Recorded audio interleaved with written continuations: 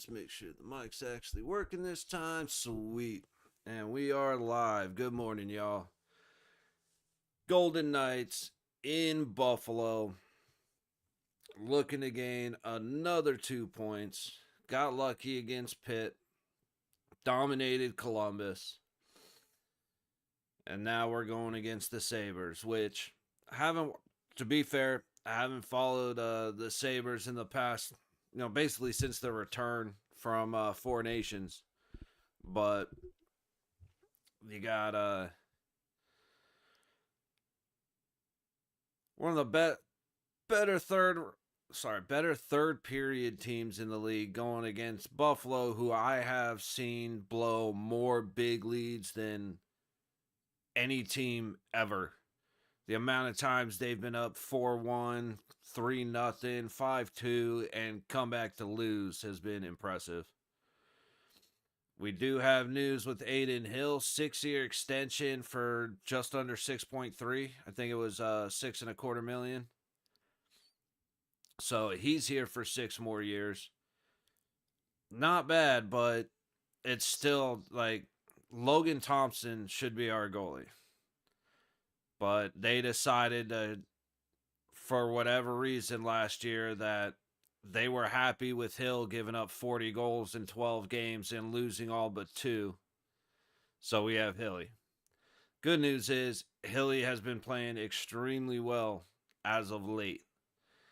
He was pretty shit earlier in the season. He ended up way out of position, sliding across the crease, kind of flailing about, but he's tightened up, which is good. From what I just saw, Hilly is the one that's in goal, which, Sammy didn't lose the game against Pittsburgh. Said it last time, said it that game, say it again. Alex Pietrangelo lost the game against Pittsburgh. So I think Sammy's not getting it. Sammy's getting the Thompson treatment. Sebastian, hey, do you like the early games? The clock in Vegas? Yeah, it's 9:30. The early games are morning, Sebastian. The early games I'm not really as big a fan of. It's nice to be able to be, towards the end of the day, I end up dragging a little bit. I'm tired. The games end at 9:30, 10 o'clock and all that. However, that's an advantage for the Golden Knights. Because when we're playing East Coast teams at 7 o'clock in Vegas, that means we're playing them at 10 o'clock their time. So I feel like it gives us an advantage in that sense. We usually aren't great at early games. Yo, what up, CG? So, I do like the early games for just my personal timing. I don't really like the 9:30 games. I'd rather have an 11 o'clock or a noon game. But since it doesn't happen often, I don't mind it, but I'm not necessarily the biggest fan. I'm typically a guy that goes to bed as the sun's coming up. So, about Hilly getting paid, good signing. Yeah, I like Hill. I'm glad he's getting paid. I'm still pissed about the goalie situation, but it is what it is. Sleep up early for this. I sleep up early, exactly. Like I said, I go to bed, or if I lay down to go to sleep at 11 o'clock at night, I stare at the ceiling till 3 o'clock in the morning. No, I don't sleep, CJ. I sleep like shit constantly. But like I said, I don't like playing the early games because we have problems. Like the Golden Knights have problems showing up on time for games at 7 o'clock. You know what I mean? So not really the biggest fan of these earlys. What about you, Sebastian? What do you feel? How do you feel about these early games? Because it's like I said, it's somewhat nice in the way of convenience. Just it's nice to be done with everything early. Like this game's over probably by, let's see, noon. So I'll basically, once the game's over, I'll sign off, head to the gym. So my sleep is a mess. Yeah, that happens. It'll, you know, especially if you've been a certain way for a while. It's just, your body has to adjust, and it takes a long time to adjust. But I don't I don't sleep much anyway, so like I said, it is what it is. But fuck, I was just on a thought. It just get. Oh yeah, that's what. So yeah, I get done with this, go to the gym, get home, have lunch, go for a walk or do something like that, and then I'm done for the day. So that is convenient. Like, it's nice to not have shit to worry about. I'll be able to. A lot of times, if I don't, like, my eating schedule's all kind of jacked up too. So like, if I eat before the game, it's usually a little bit better for me. But if I don't, then I usually wait till the end of the game. So it'll be nice to not have to deal with that. But realistically, like, the best part about the early game is I'm gonna watch this game. Like I said, go to the gym, come back, eat some, go for a walk, and then the Lightning play Boston. So I'll be able to watch that game tonight. Not 100% if I'm going to stream it or not, just because it depends on how I feel. But being able to watch multiple games is going to be nice. I don't eat breakfast. My breakfast is a scoop of creatine and protein powder, and that's it. Like, I don't like eggs. Like, I hate eating early in the morning. Or like when I wake up, I hate it. So it's like I wake up, kind of get going, just have some water, take my creatine powder, usually do the first protein drink. And then once I come back from the gym, I'll do my next, like, a double protein drink, which I usually do with fruit. A couple hours later, I'll have, beef and potatoes or, chicken and rice. Another protein shake, another thing of beef and potatoes, a chicken and rice, and then I'm done for the day. So, like, I'm not a breakfast person at all. The last, like, I've probably had breakfast 8 times since I was in Orlando, which was 2022. And I only know that because I was with the family, so we ate breakfast in the morning, you know what I mean? That was spending all day walking a whole bunch around Disney World and Universal Studios with the kids, so kind of had to eat something there because if you're in the parks, you're gonna pay $13 for eggs. It's the prices around there are obnoxious, so you kind of got to get your food early. But that's why I know that it's been that long since I've eaten breakfast because yeah, I hate eating in the morning. Um, I went from what 275 down to 235, and I did that eating once a day. And so my body is very used to just eating once a day. So now I'm having to force myself to eat twice. But it's like if I was going to eat breakfast, it's usually steak, like steak and eggs, country fried steak and eggs, which I typically don't eat the eggs, and I'll get a side of biscuits and gravy. All right, puck drop. What about you, CG? Like, the only way I eat eggs, they got to be red with hot sauce.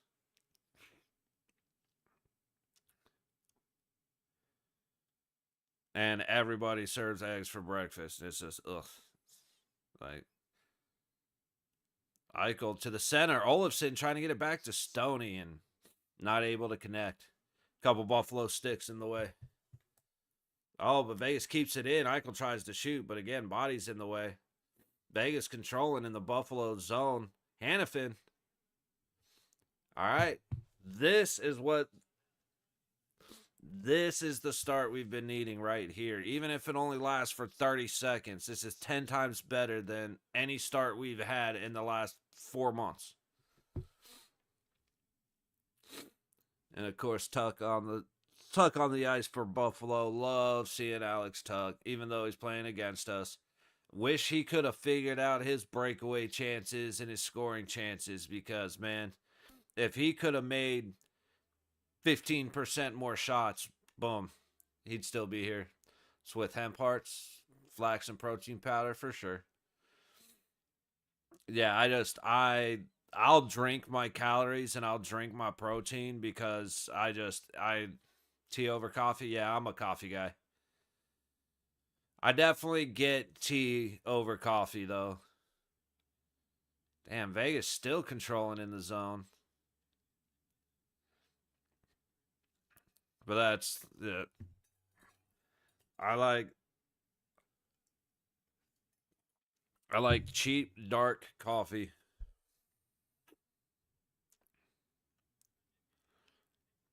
All right, nice easy save for Hilly. Hey, they finally did, CG. We actually got the first shot on net. It didn't take 10 minutes and the other side having 18 fucking shot attempts. Dude, that is still the craziest stat to me. It took about 10 minutes for us to not have a shot on goal, to take a shot, period. Columbus had 18 shot attempts with 8 shots on goal, and we had 0. And then our first shot attempt ends up being a goal. I still can't believe that stat. Like, there's no way we should have gotten out of the first period ahead.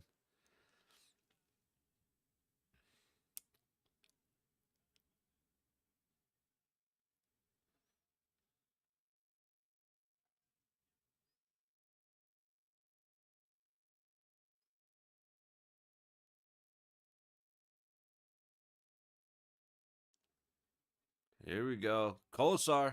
Ah, shoot the puck, Colasar.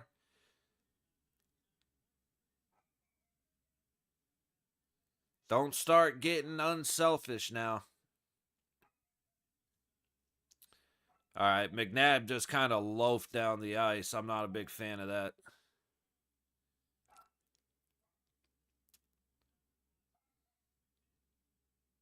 Okay, McNabb is not on point right now. He needs to wake up because he is skating slow and not doing great right here. Do you believe the whole team is party when coming to Vegas and they'll be tired? Nah. Hockey, the hockey guys are, if it was NFL or NBA, absolutely. But the hockey guys aren't quite. I mean, typically you're coming in the night before.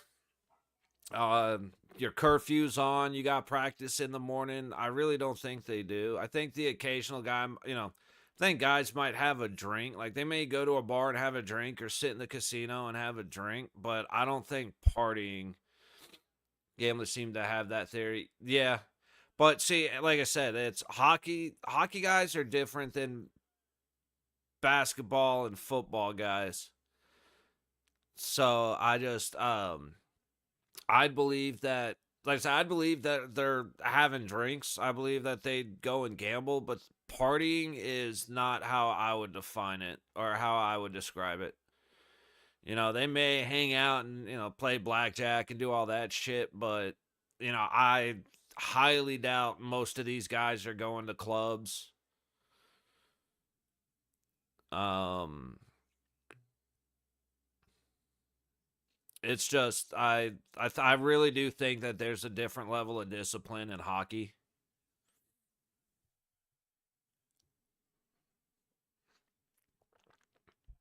9 times out of 10, these guys, especially like in Vegas, the majority of these guys could hop in a cab or go to a restaurant and tell people that, they farm cockroaches, and people would be like, "Oh, okay, I believe you." You know what I mean? Like they're not known. These most hockey players aren't celebrities in the way that a lot of other athletes are.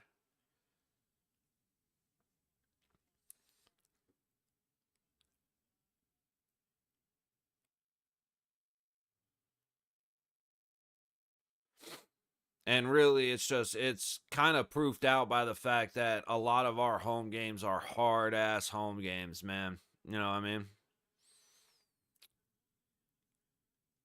Trangelo gave him way too much space. He's more worried about Haig was with the guy the entire way down, and Petrangelo's playing the pass.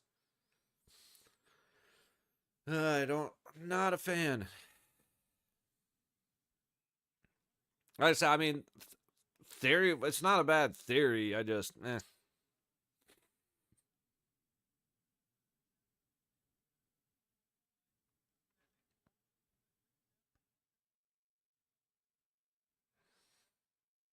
damn. Hannafin just destroyed Tuck on the boards behind the net.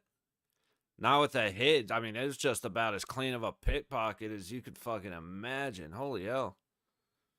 All right, 15:07 left to go in the first. I wanted to say that differently. Sorry. Just about 5 minutes gone in the first. Shots are 6-1 Buffalo. We started off hot. We only got one shot towards net, but it's all right. We were controlling. We were getting pucks towards the net. Buffalo is plus 20 in the first, minus 46 in the other two periods. That is nuts. But that goes back to what I said early is I've never seen a team blow leads like Buffalo. I mean, it is incredible how much they give away wins. Bob, yep. Bob's cool. He's actually he's down at the Vegas Muni playing golf right now. Saturday and Sunday, man, dude's had both hips replaced. Still walks the golf course 4 days a week. Fucking insane, man. How's mom doing? Dude, the fact that Hilly's 5-1 in his last 6 starts is already a big turnaround. I cut my own. I just shaved my head. It's nothing fancy or anything. I literally take the clippers with no guard and just stand in the mirror and that's it.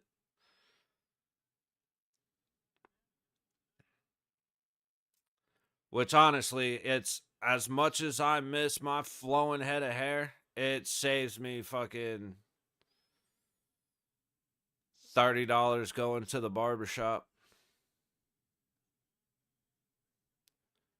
Oof. All right. Impressive to me about your pop. Hey, dude, it's impressive to me about him. I mean, like I said, I know I'm a little bit of an aggressive dude, but that kind of comes from my dad just being in a. I mean, my dad's the ultimate fuck it, I don't care kind of guy, and so like he was, at 60 years old, he was benching 225 for reps, but his elbows, he has so much arthritis in his elbows, he just can't bench anymore. Okay, man, chronic pain mobility issues. Yeah, that's going on with my mom right now. She actually, I think tomorrow she goes in for an MRI for a hip for something that's going on. So, man, prayers for her. Hope things settle down, man. Emmerich fan, hi, how you doing? Good morning to you on this cold ass Saturday, which honestly it's not even that cold, but I'm cold. How are you doing today?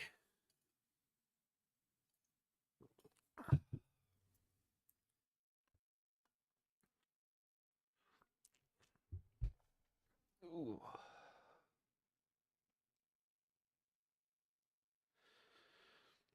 Let's see, we got this in Detroit. I was hoping we'd come away with 6 points. There's a good chance we come away with 7 after this road trip, which would be huge. I said I got a little more confidence against these guys just because Buffalo has no idea how to play hockey in a third period. Be praying for your mom. Hey, there you go. Much appreciated. And from the both of us, man. Anybody coming in offering prayers for anybody, that's, God bless you, man. That is very kind of you. Very, very kind of you. Take time out of your day to pray for, pray for a stranger. That's something that we need more of in this world. Mom and Nevada too. Yeah, yeah. My mom and dad are together.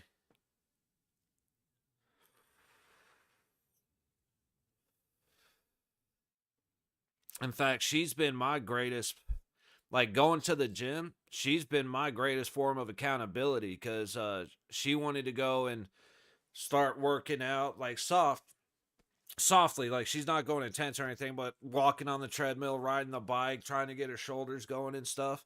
And so we've been going with each other just to help each other stay accountable. And she's been my absolute biggest help in doing that. It's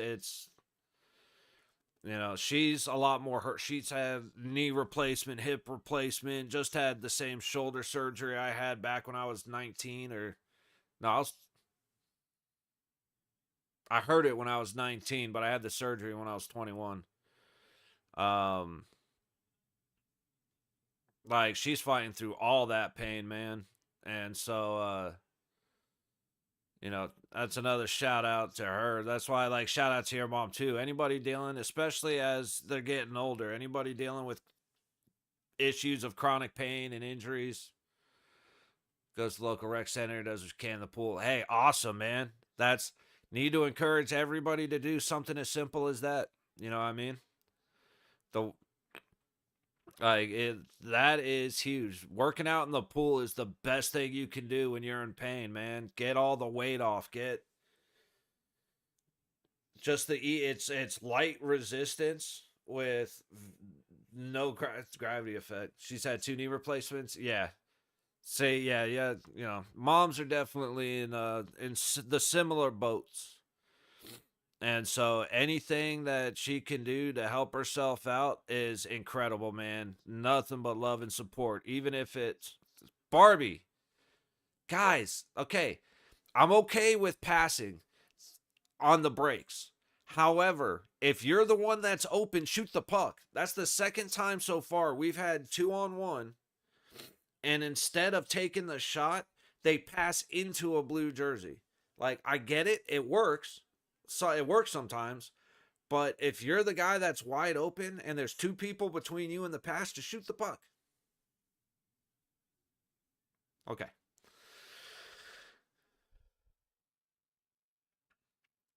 Dude, the puck was.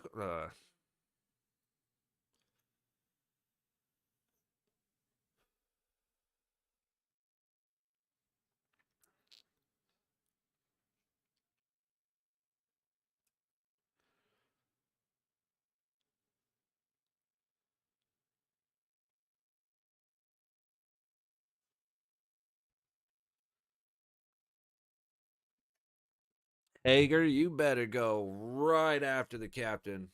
But the Golden Knights lose to the Sabres, bro.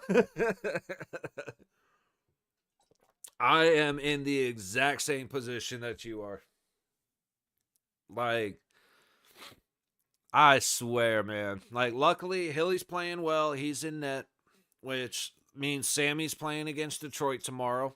I'm all right with that. But we came out hot and immediately lost it. It's the consistency in the Knights game is a mystery right now. And I mean, they haven't been the most consistent team for a while, but it's we show up sometimes, don't show up others. Sometimes our first period sucks. Sometimes our second period sucks. Our third period's always pretty good. But yeah, dude, I'm 100%. I'm heck mad that the Sabres beat the Oilers. I'm not gonna lie to you, man. That makes me smile. Not because you're mad. Just as big of a Knights fan as I am, that's about the exact opposite of how I feel about the Oilers.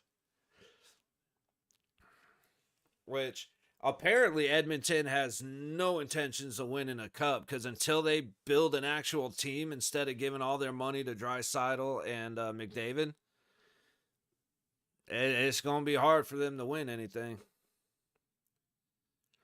Longest active playout droughts amongst the 4 major sports. Buffalo hasn't been to a playoff in 13 seasons. I'm surprised that's the longest active no playoff streak. But I don't, dude, Buffalo, I don't know if it's conditioning. I don't know if once they get ahead, they just completely switch up their game plan. Like, I can't figure out what it is about Buffalo not being able to finish a game. It's incredible to me how bad they are in the third period.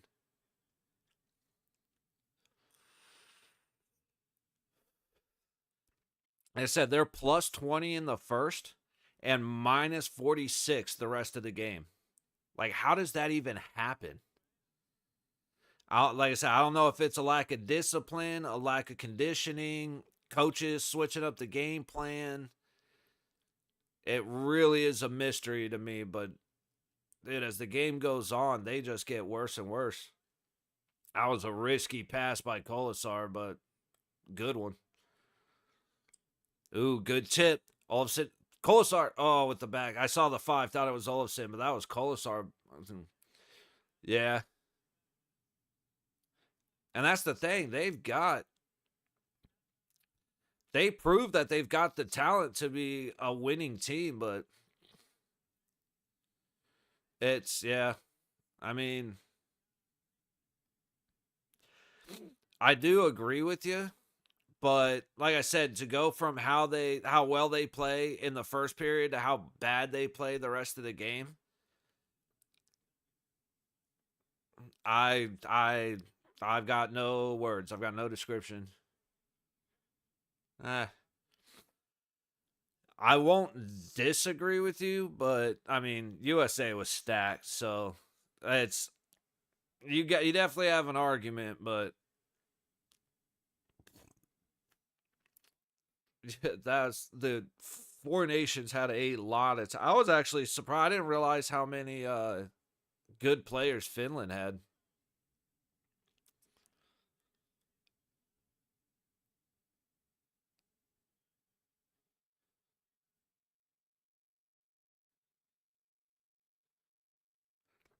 All right.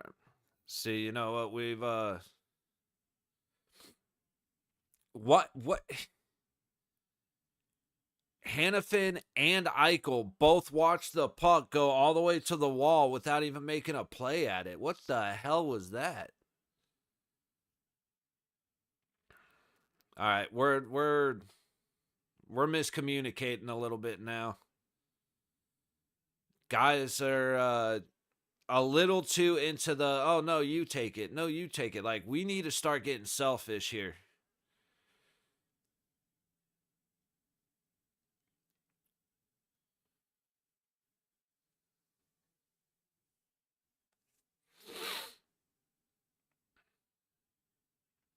Rantanen versus Colorado tomorrow.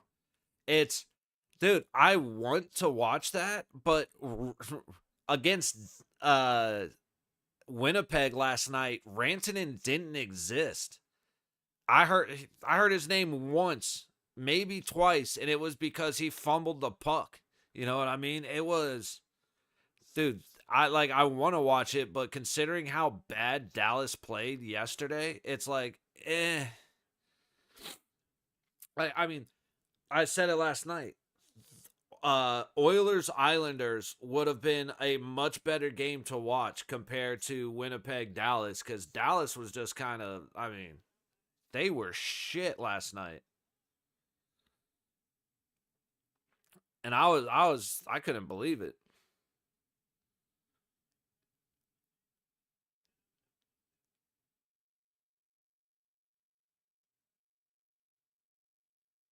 That was a great pass by Haig. Riley Smith trying to get it up front, couldn't get it through the bodies. Get it across the ice. There's no jaw. Oh, of course not. But that's the thing. Neither is Dallas. You know what I mean? Like Dallas played worse than we played against Pittsburgh. That's why I was saying it last night. The Jets looked fantastic, but the Stars helped Dallas look, or yeah, the Stars helped the Jets look even better.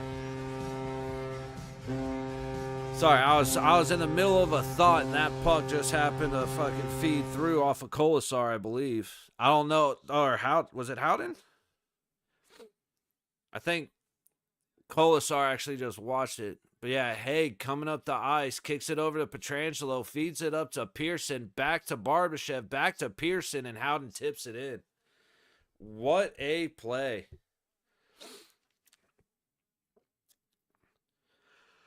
Scoring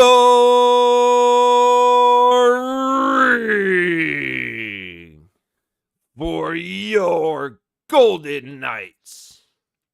With his 18th of the season, number 21, Brett Howden. With an assist from number 70, Tanner Pearson. And a secondary assist from number 49, Ivan Barbashev. Yay. Woo. Yeah. Woo. Let's go, baby. Let's go.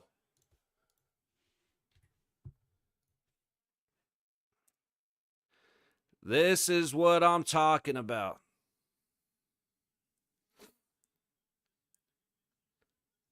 Dude, Howden has been phenomenal. And you're right, death scoring has been, dude. Pearson has 13 assists. Barbashev has 23 assists. Colasar's been on fire. Like, Pearson's been on fire. I already said Pearson. That's on me. But, dude, it has been...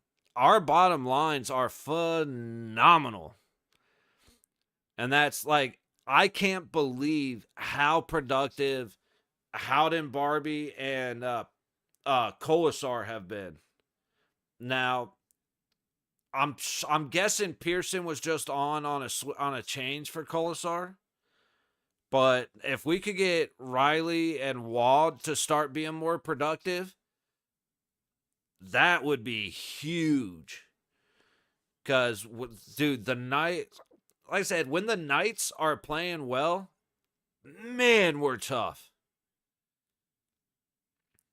And when we're playing consistent, can't wait till Carly comes back. Wild Bill coming back is going to change the game. And the only question is who sits. Because it's either going to be Olofsson, Pearson, or Sod. And all three of them deserve to play. So it's going to be very interesting.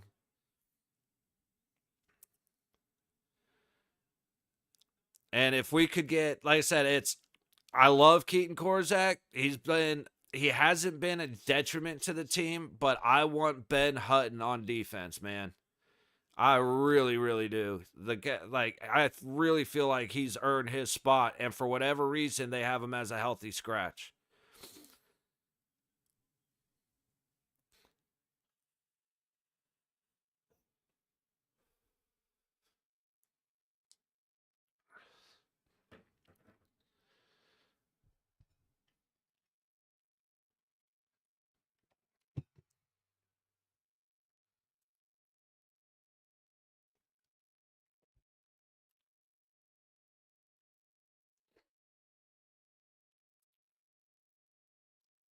That was a little close to being high up on the hands. Pearson just gets taken down, but he's a little bit used to that. 23 Golden Knights, 23, 7, and 5 when scoring first.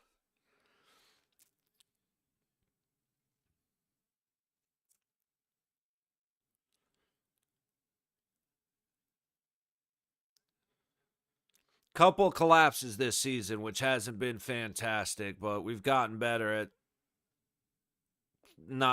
we've gotten better-ish at not doing that. I think the reason we've gotten better is because we're so used to chasing games. Or Feyev up the ice. And turnover behind the net. Buffalo headed back out. Pass up. And out of play. Face off in the neutral zone.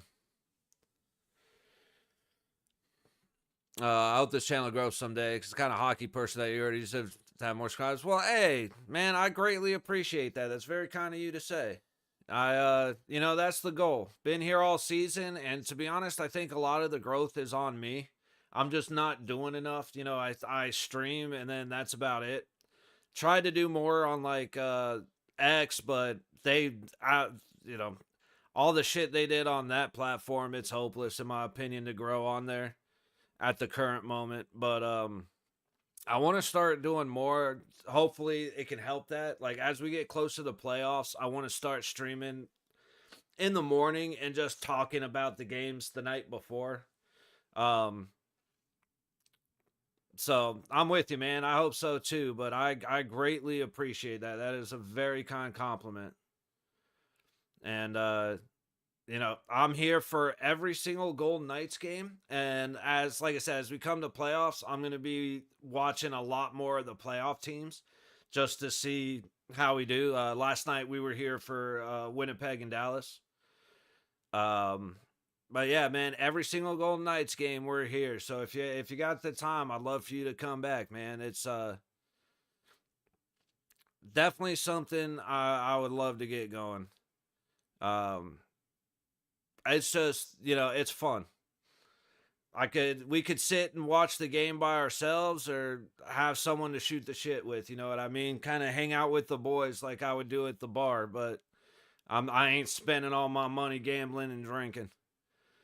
So it's been a big help for me, and especially, coming in and chatting like every now and then get a couple of people in here and then I'm just talking to myself. So when we get CG coming in, I'm talking to him all game. It really helps me. You coming in, being able to talk to you helps keep me entertained. It helps keep me, like I said, out of the bar. So I do greatly appreciate that. I appreciate you being here, man. It's like I said, it's a lot more fun than sitting in my room. Coming back for the next game and try to get back every game. Hey, much appreciated, man. Like I said, that is very kind of you, and I definitely look forward to talking to you some more. Like playoffs is going to be awesome because we get to do House by Sobriety. Hey, helps mine too, man. Uh, Dorofeyev just caught a high stick. It looks like I don't know if it was the puck of the stick. I looked away for a second. Um, I guess it was a puck, no penalty.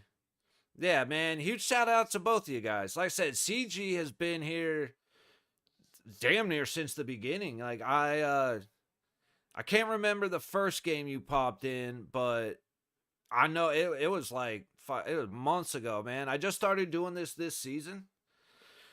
Um and yeah, CG's been with me almost the whole season, so it's been cool, man. Making friends across the country, into Canada.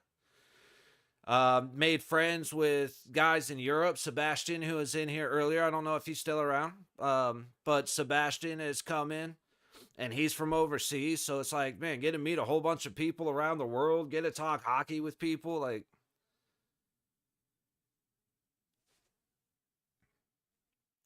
Yeah, Dorofeyev caught a stick to the face, no penalty. Unreal. I will say, the biggest thing you're gonna see is I bitch about the refs a lot. They suck. They deserve it. Um, and I'm tougher on the Knights than anybody else for only a week. Oh, okay. For had the time to get on, I'll talk hockey all day long if I could. Hey man, yeah, no, that's awesome that you've been coming in, bro. That's awesome, man. Like I said, it's nobody's got to say anything. It helps me because then I don't feel like a freak talking to myself. It's a little more entertaining to have conversations, but no, that's awesome that you've been in here for a week, man. Like I said, and I greatly appreciate you jumping in chat because like every sub, every like, every comment, all of it, it really really does help. Um, it's like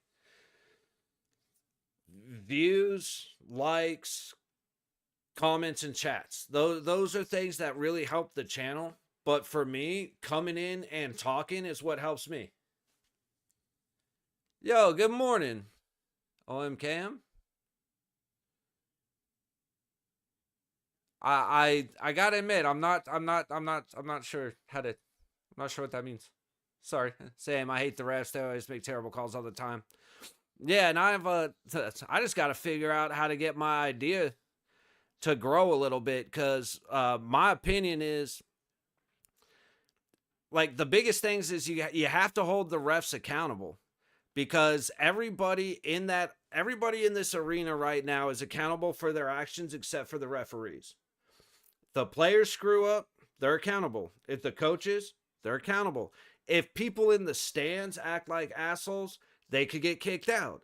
If a guy's being a dick working the register, he can get fired. Every single person in that stadium or in that arena is accountable for their actions except for the referees. You are not allowed to say anything ever. If the players or the coaches do, the league will fine them. And that's bullshit. They're grown adults getting paid to do a job.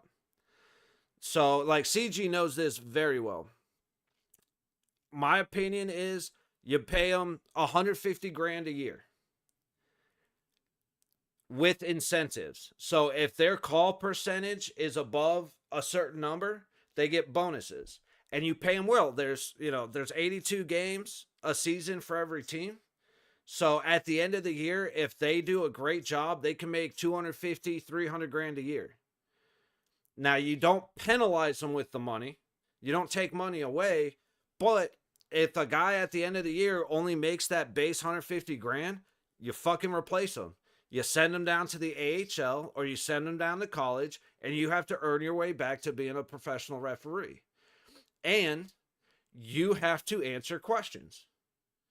So if you blew a call at the end of the game, you should have to answer the question, why did you not call that high stick? Why did you not call that hooking? Why did you call that icing when it clearly wasn't? And you have to explain yourself. And that way it gives incentives for refs to be better. Because right now, the refs have the incentive to rely on technology. Well, I blew the call, but we'll just review it. And that's across all sports. So for every sport, pay them well. If they're good, you pay them great. If they're bad, they go down to a lower league. First fave team Golden Knights, second Penguins, third Panthers. Okay. Watching like every team's games. Yeah, I watch as much hockey as I can. I love the game. I like fast physical games. Some of my favorite games to watch, and like I like clean physical hockey. So like Matt Rempe is the biggest piece of shit in the league because he is a talentless hack that has no idea how to play clean hockey. I don't like that nonsense. But every now and then, like I plan on watching at 4 o'clock today. I'm probably gonna stream Boston and Tampa because that's gonna be a boxing match with the occasional hockey game breaking out. That's why I love watching Tampa, Florida, Florida, Toronto, Boston, Toronto. I love watching games that are physical. But yeah, I like hockey, man. It is just such an exciting sport. And especially since basketball, football, and baseball has become completely unwatchable to me. Nah. The channel, take a look at Flying Fluffy Hockey because they do a noob live and stream every game, and now they're trying to stream other teams' games. So channel grow. Okay. It's the one thing I try not to watch. Like when I watch YouTube, I try not, or anything, when I watch entertainment, I try not to do too much on what I like the topic, just because I don't want to copy anybody. And I do have a tendency to not realize that I'm doing that.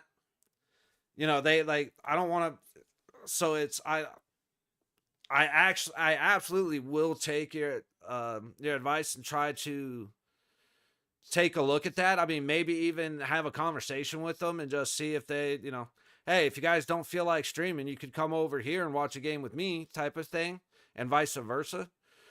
But like invite them to watch Golden Knights over here, and I'll go watch something with them over there. Like that, I would love to do something like that, just to be able to kind of collaborate with other channels. I think it's personal doubt just because I'm so small, it's nobody. I don't feel like I deserve the time of other people, but I would love to get into that more. Um, just because I love having the conversation. You know what I mean? Like my dad and I talk hockey, fucking couple hours a day. Uh, I come on here and talk hockey every time I'm live, so I do want to look at a couple of things. Like I said, I'm hoping. I do want to start reaching out to people just mainly for playoff games because I'm going to be here for every single playoff game. I'd probably like them to know about you to see if anyone over there would subscribe to you. Hey man, it's the fact that you're willing to help is awesome. I don't. If you would like to do that, I would have nothing but appreciation for it. I don't want to be the guy that asks you to. Um, again, just but hey, you're more than welcome to do so. I greatly appreciate it. I would definitely love any help in growing. Um, definitely something that I as well need to do. You know what I mean? I feel like it's a little more impact, but or a little more planning go into it. But no, hey, I would never argue against you, man. I would never say don't do that. I just don't want to be the guy to ask you. You know what I mean? I don't know if that even makes sense. It looks like Howden just caught a high stick too.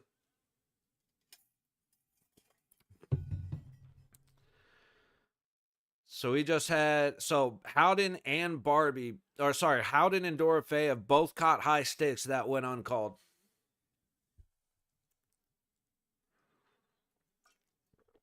But yeah, that's like I said, as we I definitely like to get it's I kind of had the idea in mind, at least get to 100 subscribers first type of deal, but now I'm just like, you know what do I got to lose, I mean, it doesn't cost me anything to try.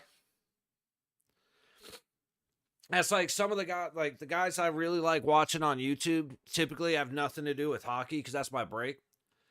But like Geeks and Gamers watched the game last night, watched Dallas and Winnipeg, and it was like, dude, I've been trying to talk hockey with you guys for fucking a year.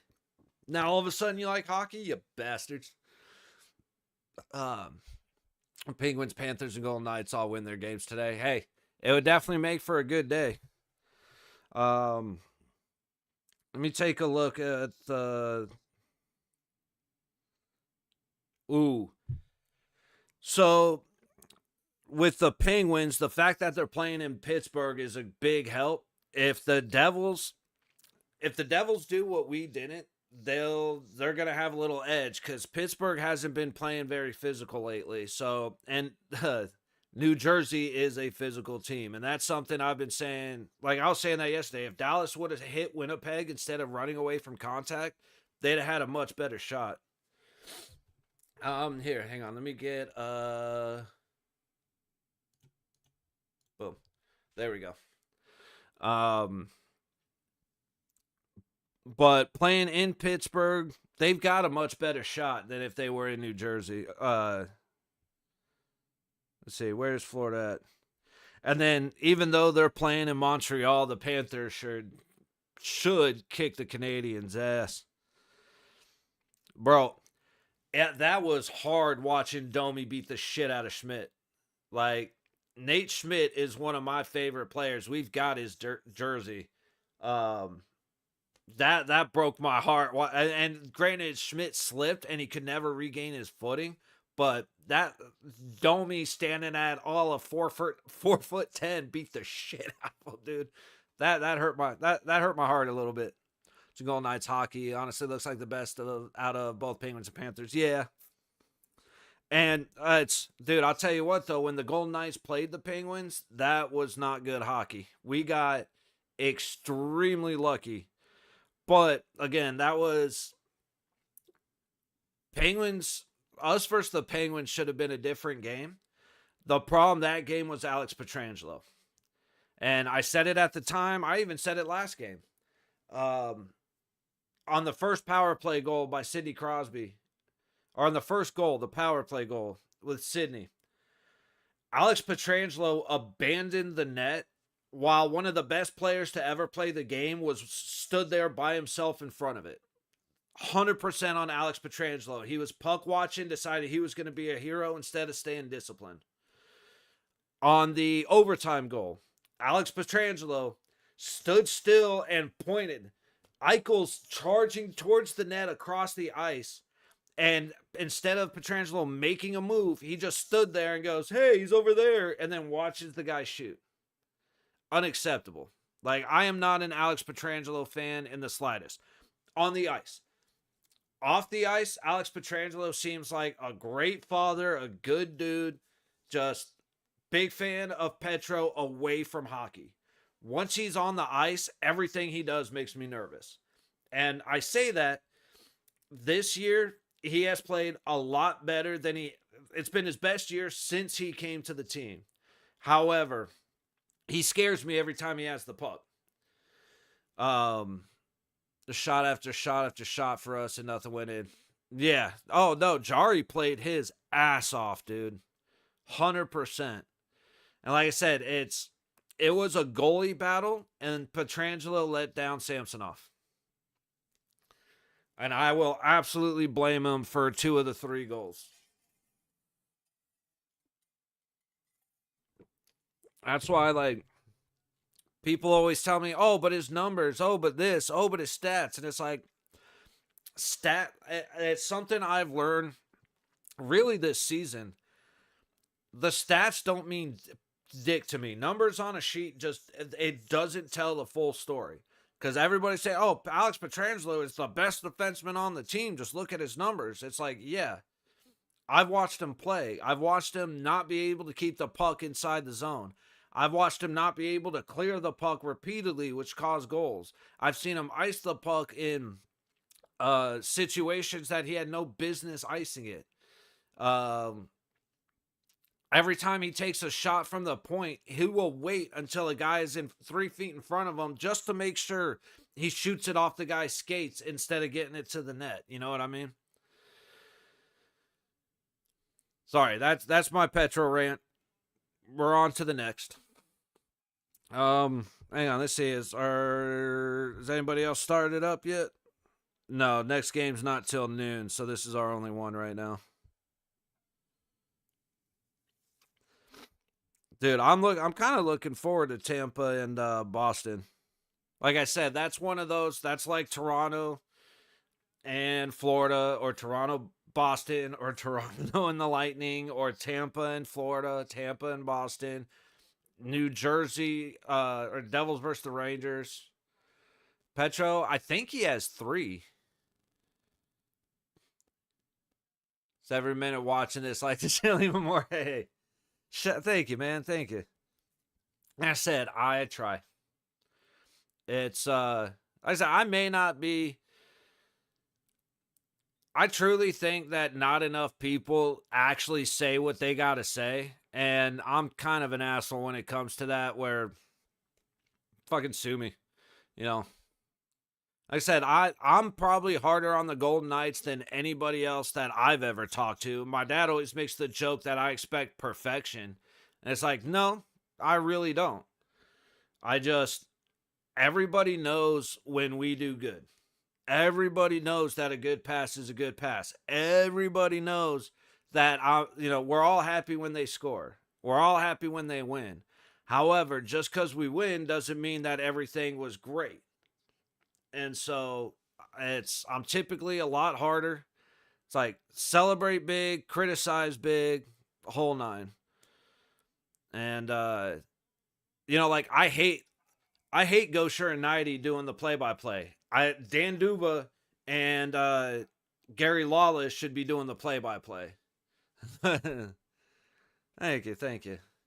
But like Gosher and Nighty want to be national broadcasters. Dan Duva and Gary Lawless are Golden Knights announcers. They are the guys. Has Sod played yet? You know what, Drew? I don't know if I saw him. Now that you mention it, I didn't even think about that. Give me a sec.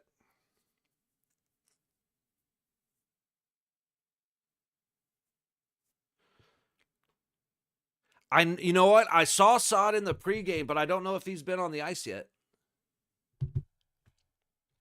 I'll he doesn't have any stats right now, so I don't know. Oh wait. Here we go. Here we go. Yeah, he's only been on the ice for 3.5 minutes. So Sod is playing. Haven't seen him much though. He which is actually surprising that him, Hurdle, and Dorothea, so second line only has 3 minutes worth of shifts. Sod. It's sad. No, it's sod. So I keep forgetting that this jersey doesn't have the name, but Mark Stone is by far my favorite player on the team. Will Carrier was my guy, and when they traded him, I was heartbroken, man. But no, Stoney's my guy for sure. I think Mark Stone is the best two-way player in the league.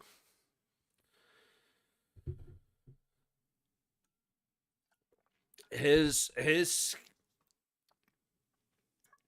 positioning is so impressive on defense. I just it's incredible.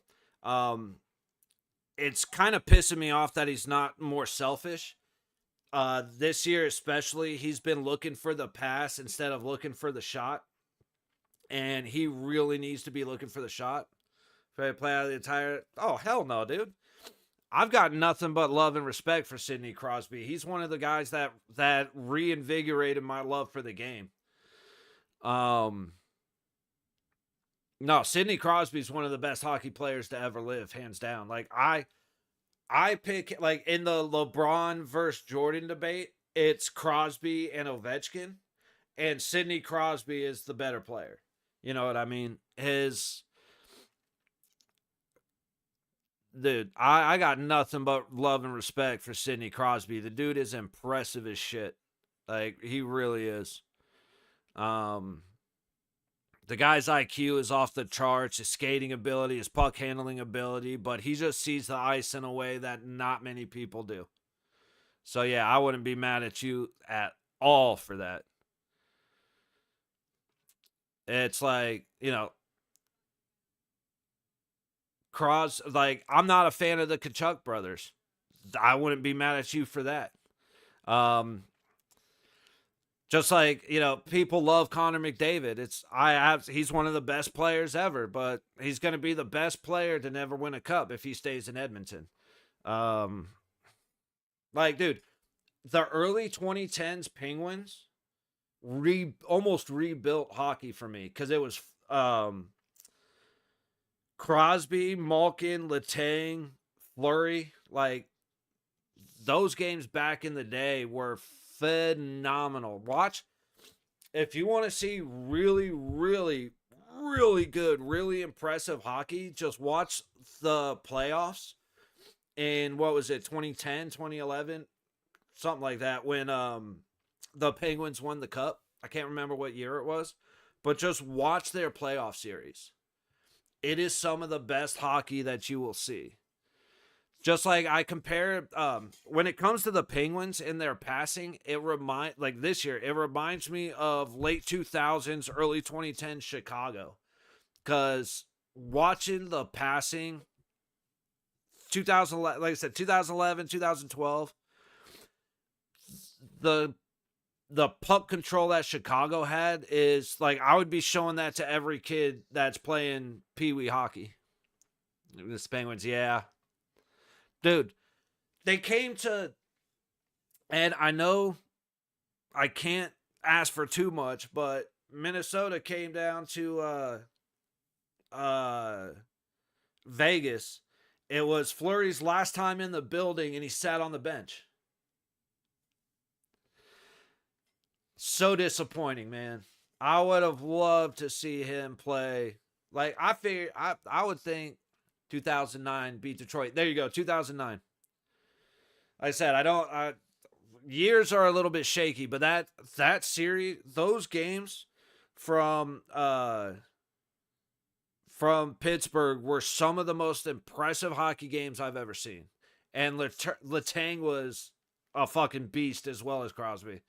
First battle, oh, dude. Fleury got into the Hall of Fame 6 years ago. You know what I mean? But yeah, I was disappointed that Fleury didn't play in Vegas for a send off. But you gotta do what you gotta do. You know what I mean?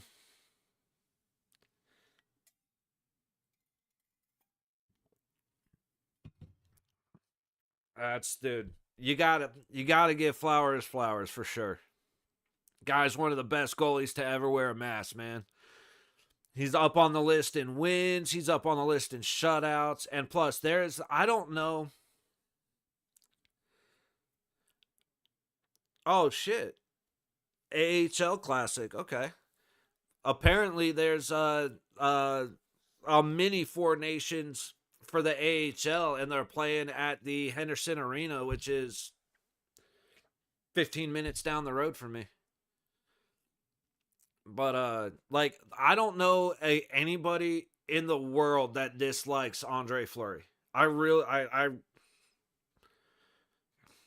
ever meet the man that dislikes Andre Fleury, that's a man that's an instant enemy. Cause I would never understand that. Like one of my favorite clips still, it was when Fleury was playing for the Golden Knights. They pulled him, so it was an empty net situation for Vegas. Fleury took his stick and was scraping snow in front of the goal line so that if the puck was going slow enough, it would stop.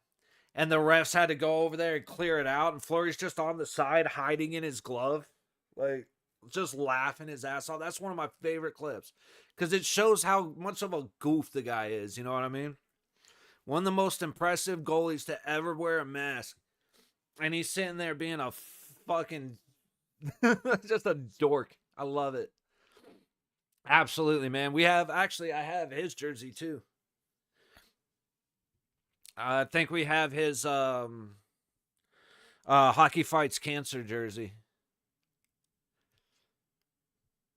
Big fan. But that's like when when Cody Glass came to Vegas, we got his jersey. Unfortunately, he got hurt, which is the only reason he's not a Knight. You know what I mean?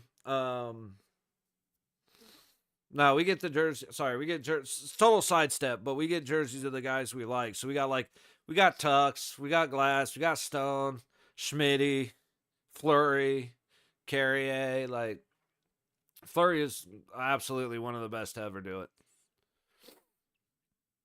Like my favorite save in NHL history is the Superman save.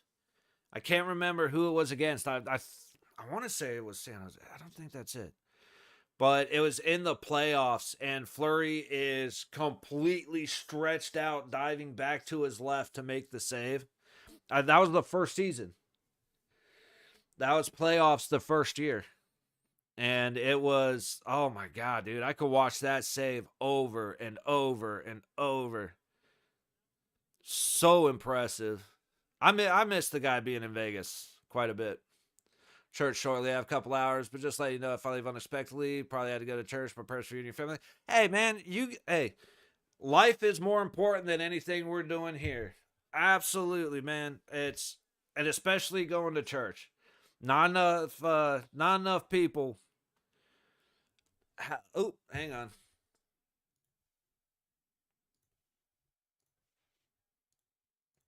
Not enough people have faith in a way that's strong enough to take them to church. You know what I mean? And like, as a guy who struggles with faith, man, you gotta go. So that's awesome, man. I nothing but love and respect for you doing that, and of course, I appreciate you being here, and I appreciate your prayers. And likewise, man, hope nothing but health and happiness for you, man. So I appreciate you letting me know, but by all means, whatever you got to do, life is more important than anything we've got going on. And I greatly appreciate you being here, even if it's just for a minute to say hi. Yeah, no, man, dude, it's awesome. Like I said, guys like you are why I'm here, just to meet you and hang out. So Like I said, got nothing but respect. I definitely appreciate you letting me know. But anytime you got to go, man, no worries. I definitely know we'll see you again.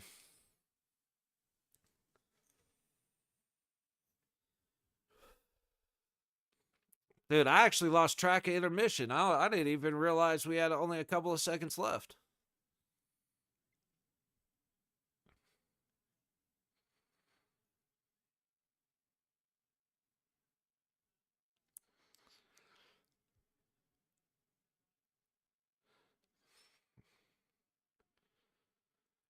Okay, so second period is where we always get tested. Right now, shots are sitting 12-7 Buffalo. Trying to go with the little backhand wraparound. And we got some wrapping up. Dude, this is the stuff that I want to see more out of Vegas is protecting the goalie. Every team in the league, if you touch the goalie, guys are going to beat you. They're going to wrap you up and rip you away. Vegas doesn't do that. We don't protect our guys the way that every other team does, and that does annoy the hell out of me.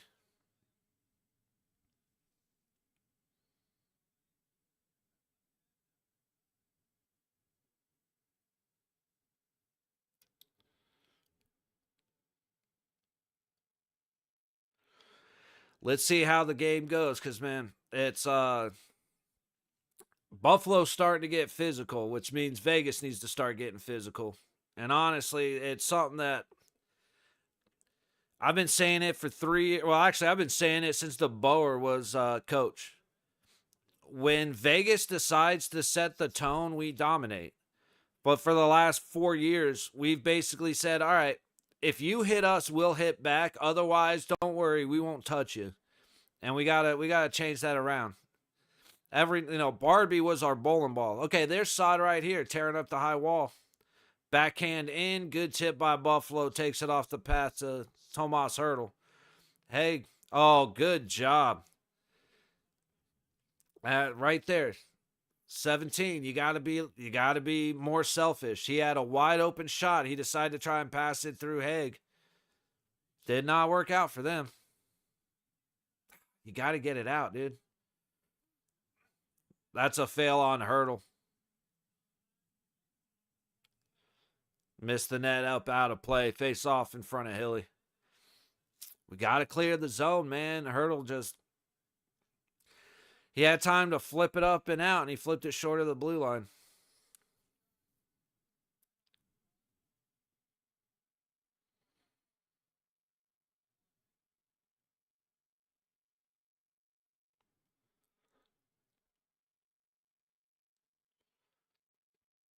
See, that was he stared down the receiver the entire time. Like, if you're gonna make that late pass across the center trying to beat the defenseman, you gotta at least look net.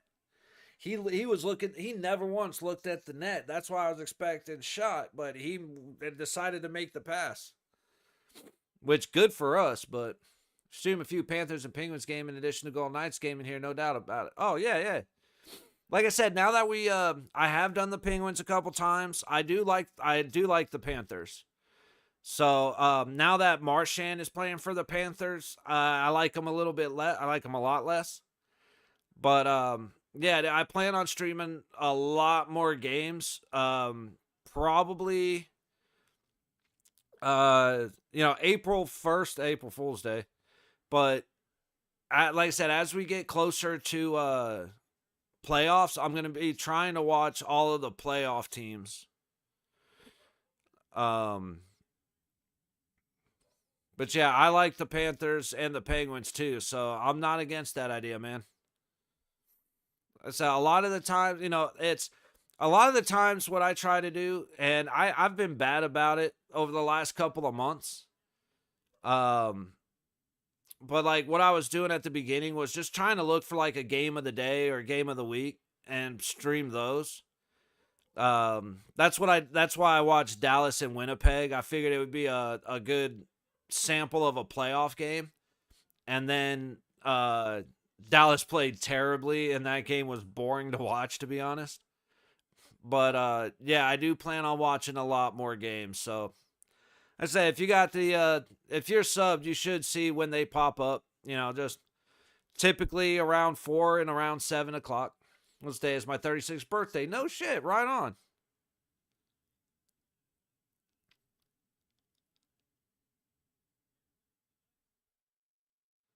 So yeah, definitely yeah, like I said, keep an eye out, and we'll definitely be streaming a lot more games. Yeah, see, I was calling it West. I was calling Winnipeg and Dallas West last night for some stupid reason. I realized that about the second period that I was in the wrong conference. Or sorry, in the wrong division. Damn, see, I did it again.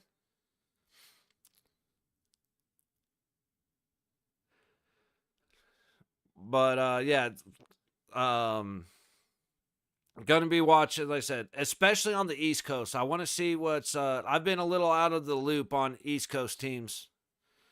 So definitely want to watch a lot more games coming up. Like I said, if I wanted to watch Florida and Toronto the other day, but they were playing the same time as the Knights. Stoney just can't find the net, man. But at least we're finally out of our own zone.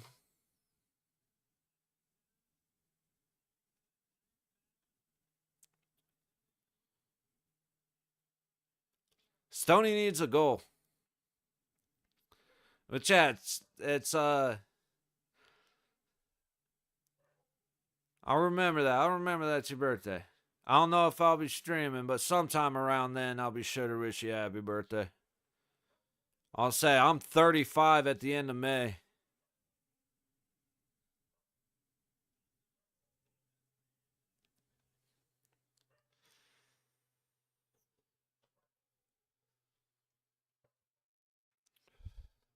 Good job, Olafson.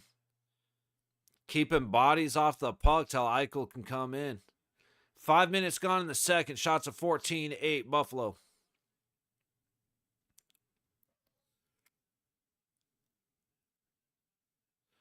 Damn it.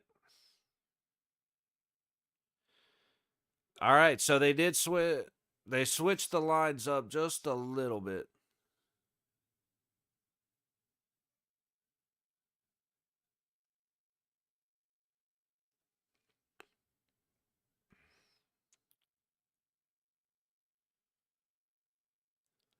Say, good shot from Stoney. Just great positioning from Buffalo's goalie. Who's in goal for Buffalo?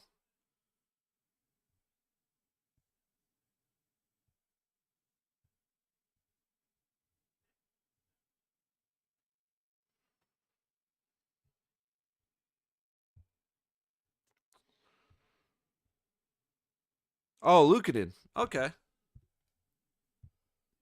Okay. That explains a little bit more about his positioning, because he's a good. I said he's not the miracle saver goalie, but he is a very good um I don't fundamental goalie. He's a very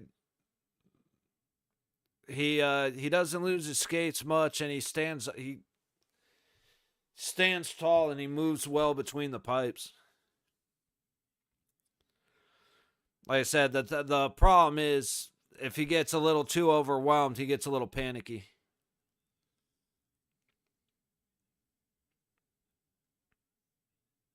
There you go, Sod being a disruptor.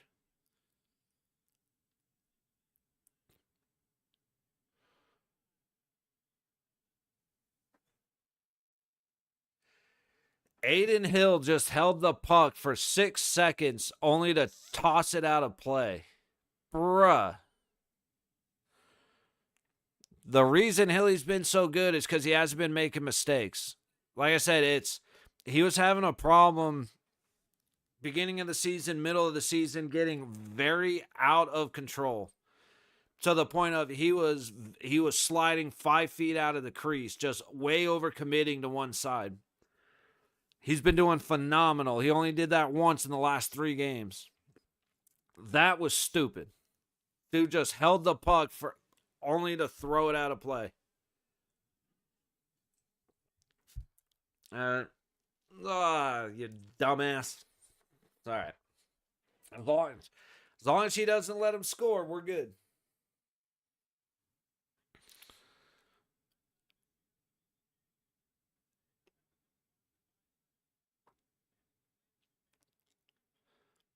There you go, Stoney. Good stick.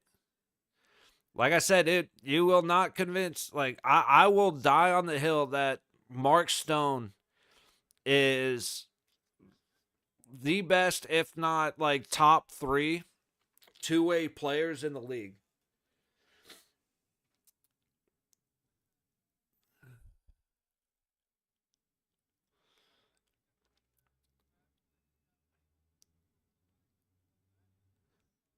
Yeah. No, you're 100% right, man. Because this is.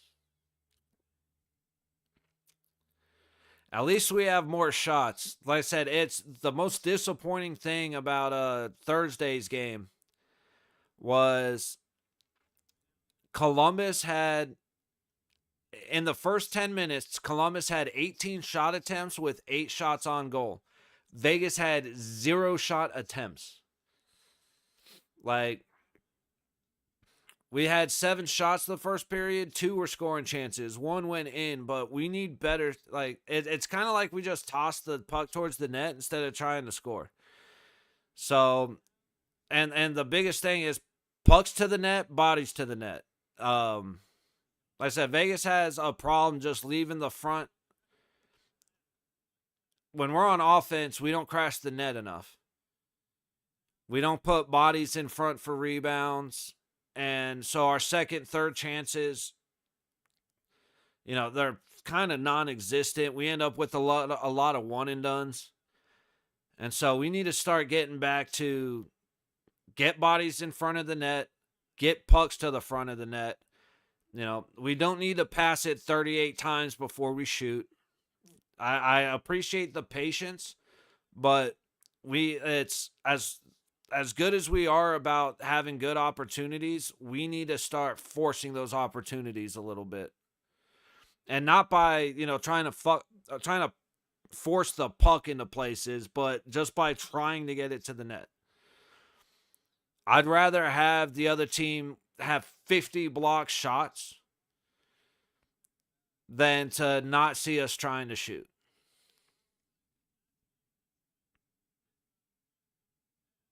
That's offsides. All right, we're back to even strength.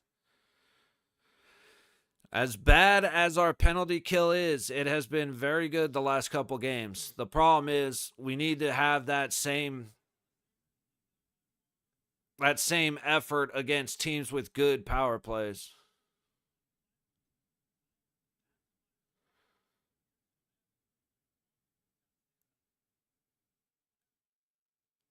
All right, Haig just got cross-checked twice.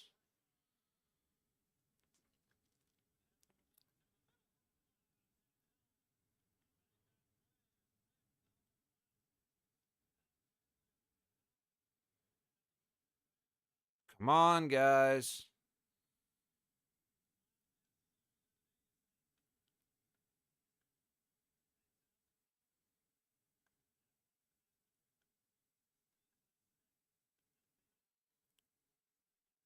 There you go. Yeah. Pearson throwing bodies. I like it.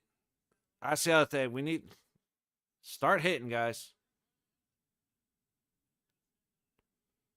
Tried to pull the old Carrier move there. Take it wide, then cut across late. Didn't work out very well for him. All right, we got ourselves a TV timeout.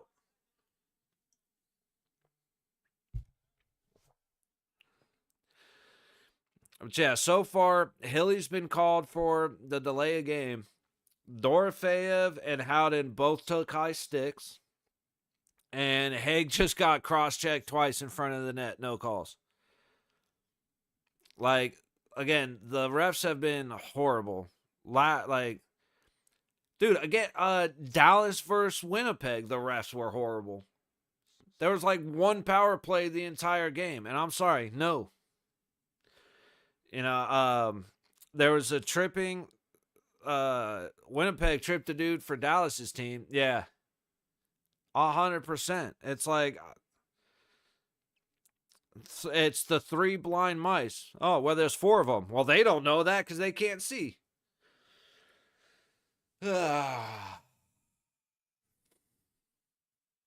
Damn refs. I just said it's the one that really pissed me off though was against the Penguins.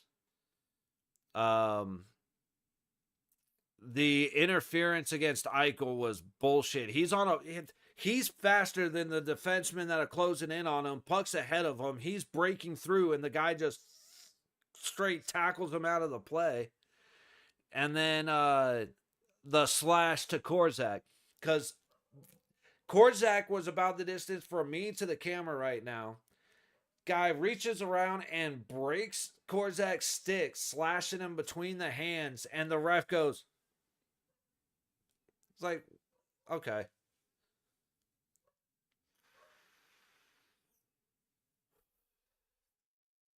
Damn, dude. First season, William Karlsson was plus 49. Damn. Yo, Marchessault, O'Reilly, and Karlsson, plus 49, plus 36, plus 31 in our first season. That's fucking incredible. I didn't realize that. But Braden McNabb is second in the league for plus minus. Like, dude, Nabbers and Whitecloud have been playing their ass off all season.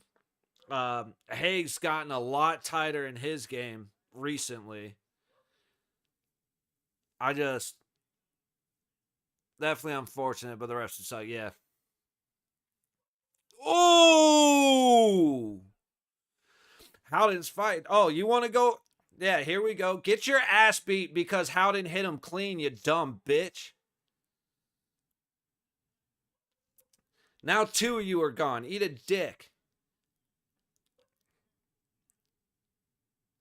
Let's see the hit, because I bet you it was clean. It looked clean as fuck to me, and there was no penalty.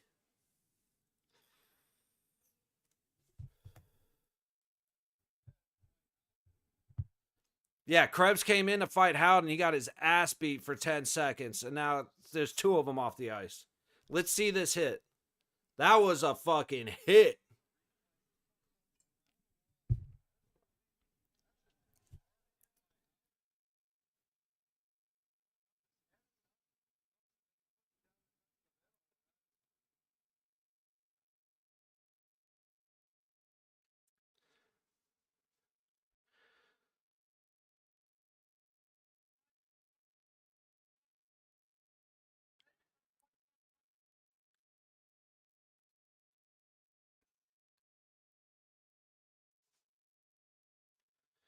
Um, I'm not sure. I couldn't see the name.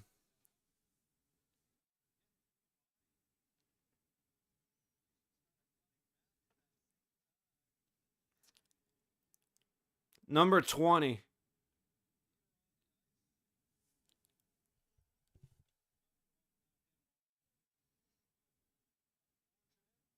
Coolidge. Coolidge got hit, and then Krebs came in and got fucking popped, dude.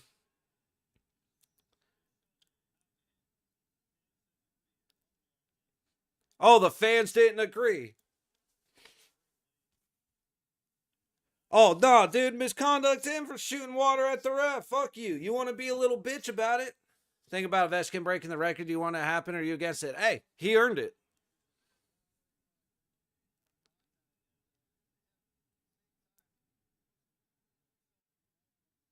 Dude, Kulik ducked. But yeah, no, Ovechkin earned it. He's not as good as like Sidney Crosby. That's been the conversation. Who's better, Ovechkin or Crosby? Crosby is 10 times the hockey player Ovechkin is. However, Ovechkin's earned it, man. He's made his empty netters. He's made his power play goals. Dude, that's a fucking trip.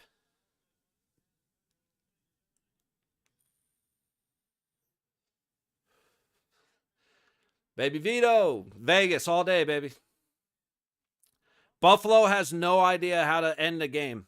Like they are shit in the third period, in the second and third period. So I got Vegas winning it every time. In every reality, Vegas wins.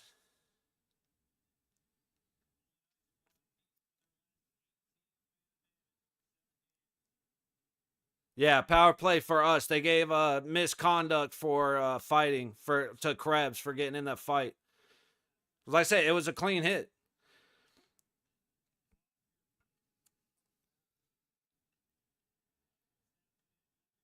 And now Buffalo's. I guarantee you, somebody's going to get hurt in this game because Buffalo's a bunch of little bitches. Plan on finishing the game watching the Penguins and watching the Capitals. Game watching. Okay, right on. I say I'm gonna miss a little bit of hockey today, but I plan on being back for Tampa, Boston.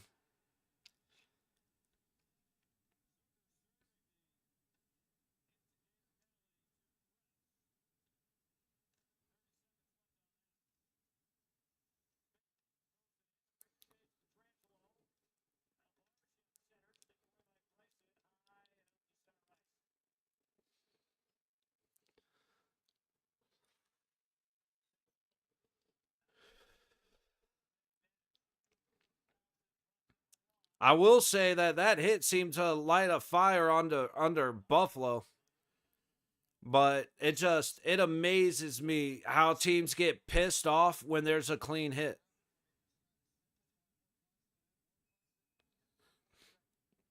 It just that's one of those annoying things.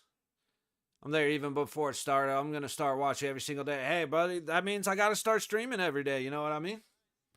And luckily that works out because we play Detroit at 10 a.m. tomorrow morning, and I will absolutely be here. Like I said, I appreciate the support very much. You know, like I said, it's been a struggle trying to grow, but honestly, that's on me just not putting in enough work. So definitely something I need to start doing better. I need to start doing more of. So I'm gonna have to start streaming more games. Then you know what I mean?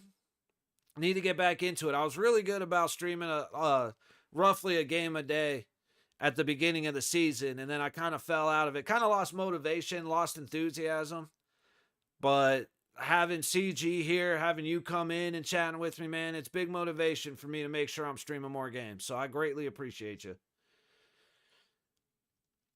It definitely helps light a fire under my ass to really start get going. And like I said, my goal or my plan, I got to start waking up a little bit earlier, but I'd love to come in the mornings and talk about the games the night before and then stream at least one game in the afternoon. So that like I said, that definitely helps motivate me into getting in there and getting the ball rolling for that. And like I said, every sub, every like, that's just more and more motivation for me to keep coming back. So I do greatly appreciate you.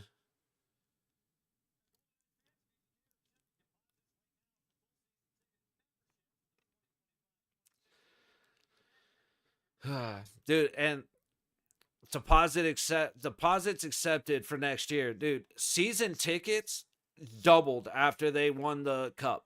And now the unfortunate thing about Vegas is the Golden Knights have become the new Cirque du Soleil show. So it's not as home. It's not as much of a home game as it used to be. Yeah, get your sleep in order first, dude. I have to, but I'm hoping that sleep is absolutely, dude, absolutely. But what I'm hoping is if I force myself to wake up early, then I'll be tired later in the day and it'll help me sleep. That should have been interference, dude.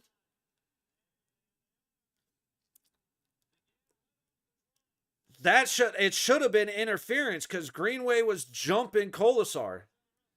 But of course, that's not a penalty, and it's not going to be an instigator penalty, even though Greenway's the one that caused everything.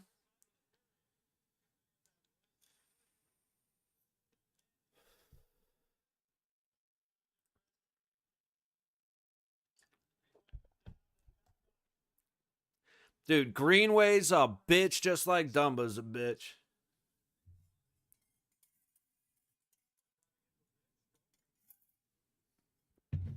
And they look like each other.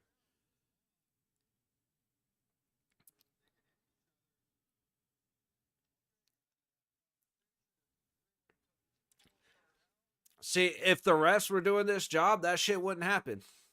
Yeah, it's over. And now we got and then Greenway and Colasar getting in a fight.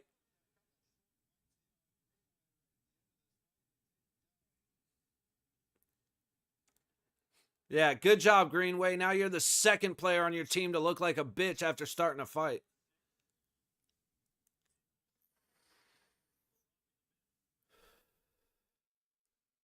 That's so Krebs started a fight with Howden, got his ass beat. Greenway starts a fight with Colasar, gets beat. Who else wants to go, Buffalo? How bad do you guys want to look? How bad do you guys want to look like clowns?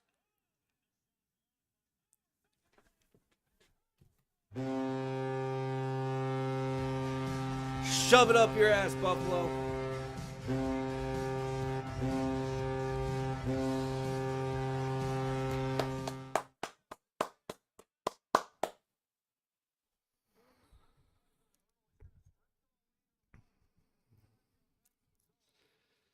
Let's see it real quick.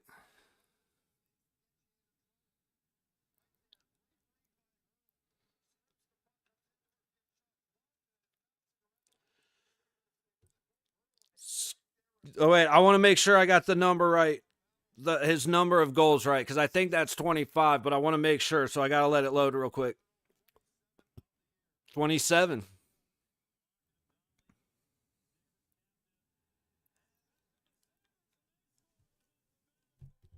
Wow. Good job, Vegas, you dumb bastards. They weren't even done showing the replay and Buffalo scored. All right. Hang on. They still don't even have the Vegas goal up.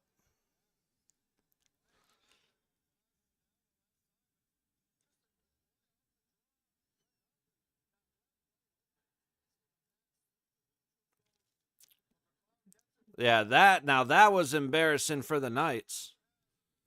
Korzak wasn't back, and Hilly just let up an easy goal. All right, here we go. Scoring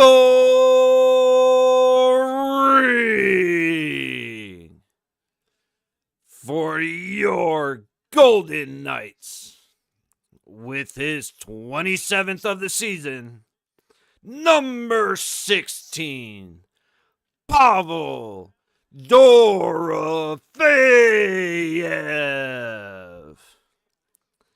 with an assist from number 48, Thomas Hurdle. Yeah, woo, yeah, woo. Unfortunately, they immediately can't come back and score. But that's all right. At least we got a second one before they got there first. I said, very disappointing play right there. Aiden Hill should not have missed that puck.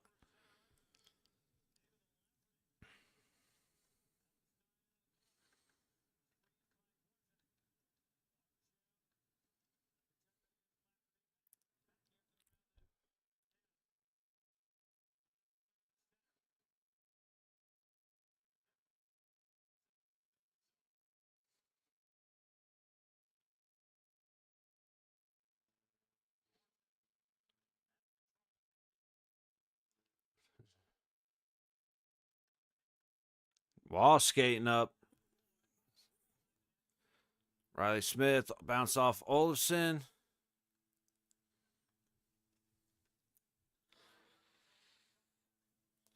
Got to turn it on. That was, unfortunately, after a good goal, that was a little embarrassing, but I guess it is what it is.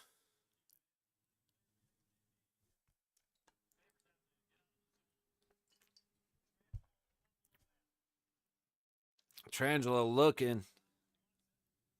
Hopefully Pavel gets another. I can win some money. Oh, hell yeah, Vito. I'm hoping for you, man, because Pavel, dude, Dorofeyev is a beast. Damn, just right up the middle. Skorofeyev is the guy, man. And I hope he gets another one too, bro. Especially if it makes you some money. That would be fucking dope, man. It's cool. We've actually, all season, we've had guys coming in making a bunch of money. So hopefully it can be a good luck charm, just like we've been. I need my boys on Blaze to get back in here. I haven't seen him in a while. He's the Golden Knights' lucky rabbit foot as far as I'm concerned. Every time he's in this game, we come back and end up winning, or we score late in a period to get out of the tie.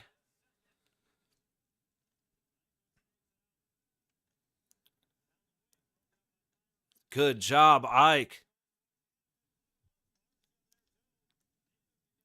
Damn, dude, we're just not a good hit by.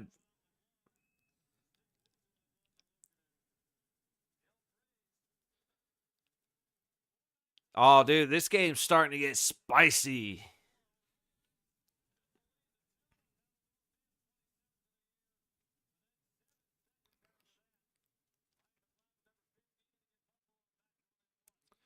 That was such a soft ass goal, man. It's Hilly's been doing good about not letting up the soft goals, but yo, why is this app so shit right now?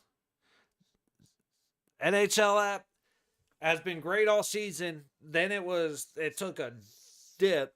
Then it's been good the last couple of games, and now it's frozen on power play numbers.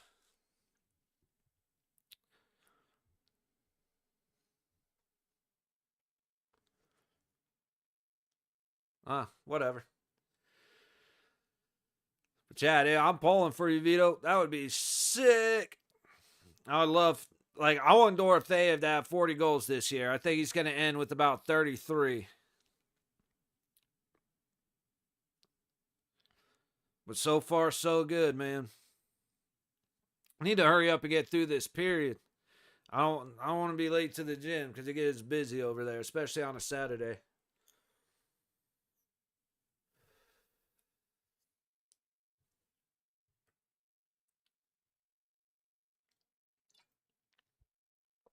So Buffalo has decided since the Howden hit that they were going to grow some balls and just start smashing everybody. Hopefully Vegas starts doing more of the same. I see something bad happening in this game.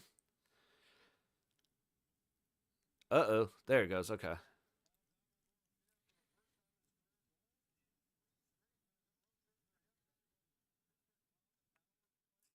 Dude, three games in a row with goals for Dorofeyev. That's huge.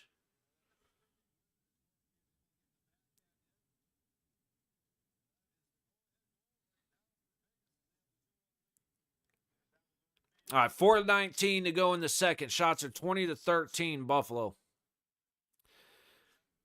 I said our shot numbers have been bad.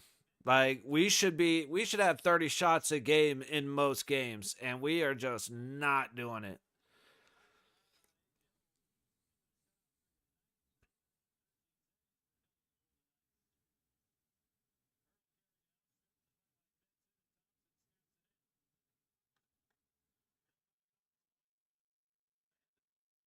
Not able to get it out. Come on, guys.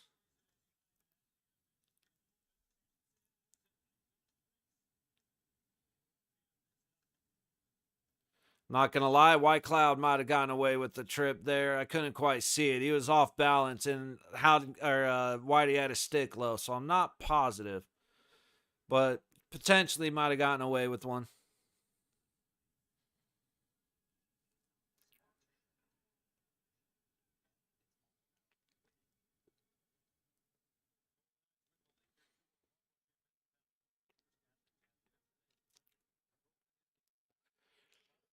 All right, we got to finish strong. We got to make sure we go into the third with the ice leaning in our favor.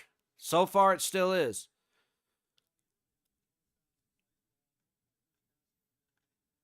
No, that came out. Absolutely, it did.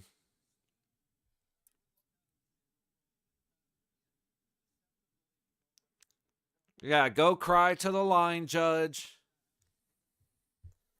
Ugh.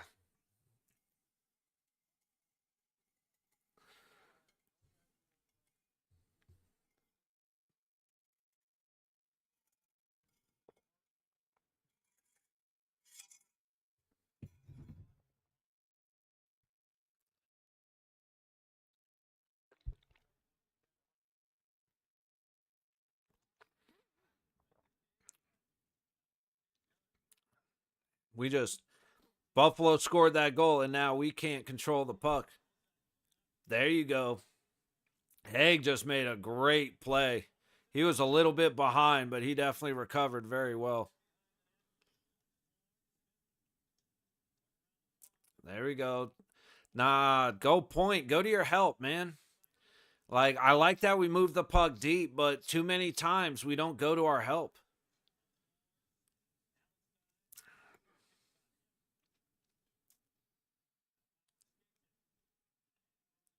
Shot is so good, dude. The kid is impressive, man. Nose goal all day. Still one of my favorite goals. Probably, it's my favorite, like, best sniper in a long time for me. Absolutely.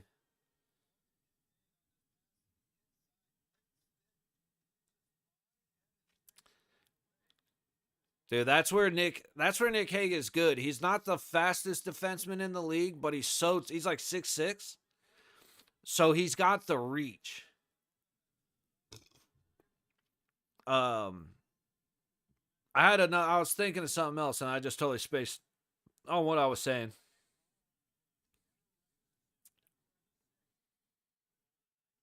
And thought, what happens to the hats when they're thrown on ice after that hat trick? Charity, yeah. Typically they are, the whoever got the hat trick, at least for us, I don't know how other teams do it, but for us, the guys will pick up a hat, they'll choose a hat, and then the rest go to charity. Did you say we'll be back later for a second game? Yes, sir. I will, like, I've been trying to connect with one of my best friends for a while.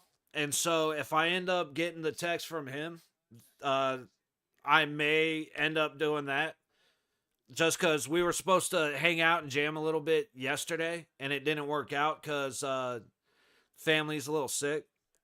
But the plan as of right now is 4 o'clock. 4 o'clock Western time. Pacific time. What the fuck is Western time? But yeah, Pacific time will be it's the Tampa Boston game. Unless it's playoffs, I'm keeping mine to expect. Absolutely. That's I've been in T-Mobile when the Knights got a hat trick, and you see guys on the second level throwing hats, and it's like, yeah, nah, somebody down low is keeping the hat you just threw. I'm good.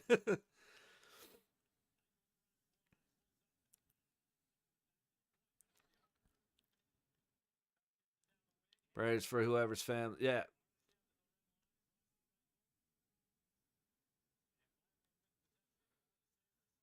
man, I got a lot of love for your faith, man. It's need more of that in the world today. Stoney with the pickoff, and then Ike into Eichel's skates. Sod cutting down low. Should have centered it. Both defensemen crashed under the net. Howden. Howden. Oh, shoot the puck.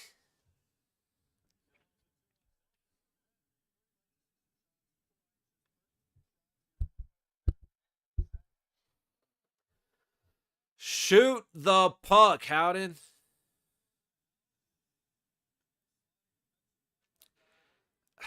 That's the thing that annoys me more than a lot of stuff is the guys are just too unselfish. It's we're always looking for the extra pass, and that's a good thing a lot of times. But dude, shoot the puck. Let the guy chase in or crash in the net, get the rebound. Like,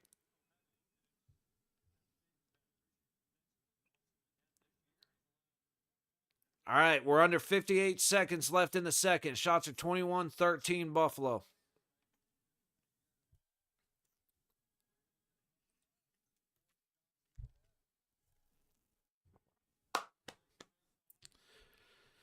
Come on, let's shift the ice. Let's go.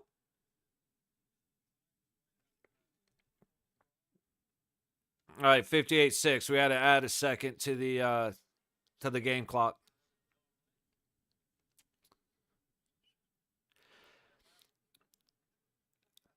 I definitely could be CG. I think it's a little more just they're trying to it's that extra pass has worked very well. And so I truly think that in their mind they're making the right decision.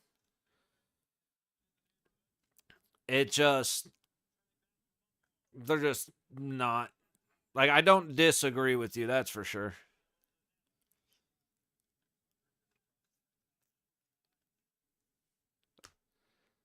Let me get this straight. Pops walks the whole course like 18 holes, no cart. Yes, sir. 4 times a week. I'm so happy that I was able to finally still be able to spend time on it. Hey, man, I'm just as happy that you're here, buddy. Like I said, this is a lot of fun for me, and if it's entertaining for you, then I'm doing the right thing. You know what I mean? That's the whole goal is to just have fun, be happy, goof around, talk about shit. Like CG knows better than anybody. You know, the as much as this is a hockey channel, this is more of a bunch of dudes hanging out while a hockey game plays or while a hockey game's on. You know what I mean? Like I said, it's no different than going to the bar and just shooting the shit or being at a game and talking. Um, just here to have fun, man. Yeah, it's like I said, definitely hoping to grow. Definitely want to start putting in more effort to it. Uh, it's just a lot of fun, man. Like I said, I'm having a great time. If you're having a great time, then I'm doing what I'm here to do. You know. So oh yeah, dude. He'll be 65 this year. Like I said, 65 this year. Arthritis in both elbows, 2 hip replacements, still walking the golf course 4 times a week. It's like I said, there's a reason that Pops is like an idol as far as I'm concerned. My best friend, all that stuff, man. It really is impressive. But so I need to do a couple of things real quick.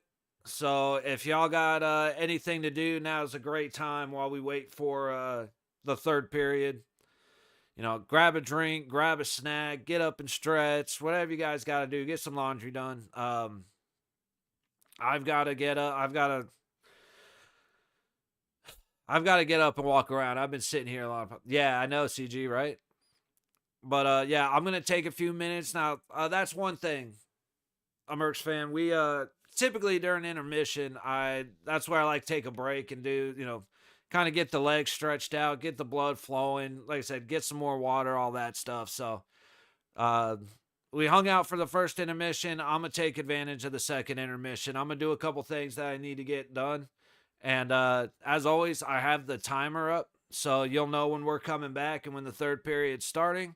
But take some time, do what you guys need to do around the house, and we'll be back in probably about 10 minutes, all right? So see you guys in a couple minutes. And hey, a Mercs fan, if you got to get out of here, again, so happy that you jumped into chat. Appreciate you very much for coming and hanging out. Love that you're here. And yeah, man, I look forward to seeing you again. But if you're still around, that's even better, man. We'll like I said, be back in a couple minutes for the start of the third period.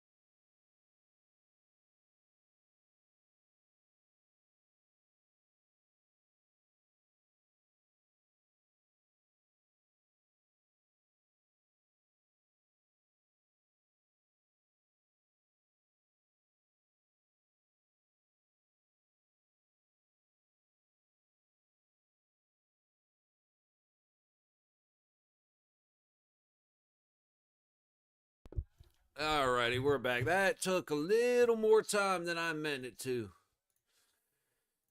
Reset close. I just realized, man, I gotta redo my Boston thumbnail. Cause for all the Boston games, the like how this thumbnail has the knight fighting the dragon. Well, for Boston, I have a picture of Marchand licking the dude from like 8 years ago or whatever. And since Marchand's now a cat, I gotta switch it up. I gotta think of something new to do. I have to think about it when I'm at the gym, see what I want to do with that one.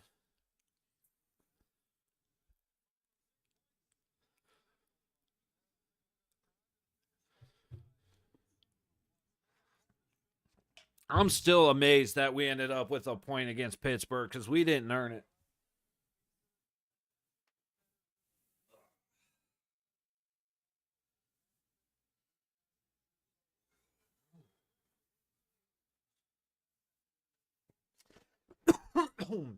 Finally starting to warm up a bit. Sweet. Awesome, man. Let's see if we can have a low stoppage third period. Get the game over before you got to take off to church.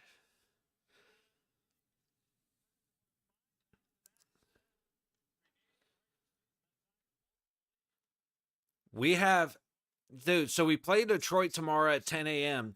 We have four more back to backs in the last month of the season before playoffs. That is insane to me. Especially considering how many times we had 5 day breaks during the season, like at the end of last year.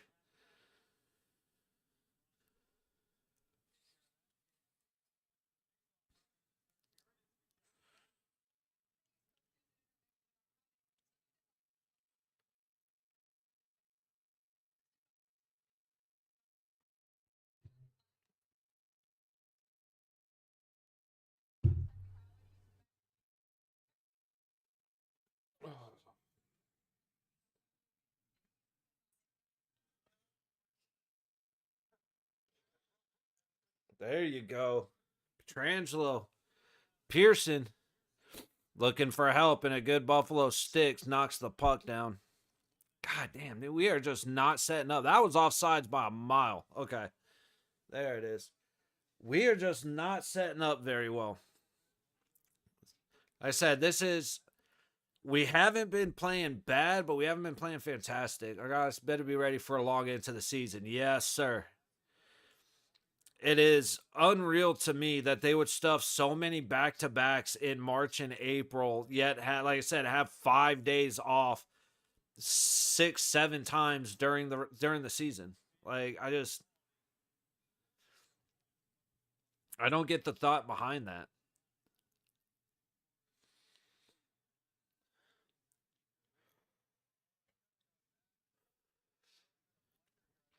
Because that's like, I mean, that's setting a team up to fail when it gets into playoffs. It just guys are going to be tired and burnt out. I mean, it is what it is, but I don't appreciate that very much. Four Nation messed up schedule, yeah.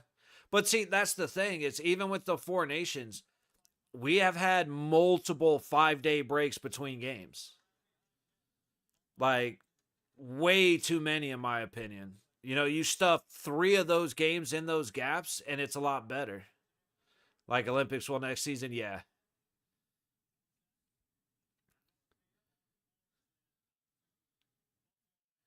No, absolutely, CG. You're 100% right. I just, like I said, I just don't understand it when Four Nations is coming. So like I said, instead of playing on Tuesday and then on Saturday, play Tuesday, Thursday, Saturday, Tuesday, Wednesday, Saturday. Like all you had to do was put three of those games somewhere else in the season, and then we don't have five back to backs in the last month. I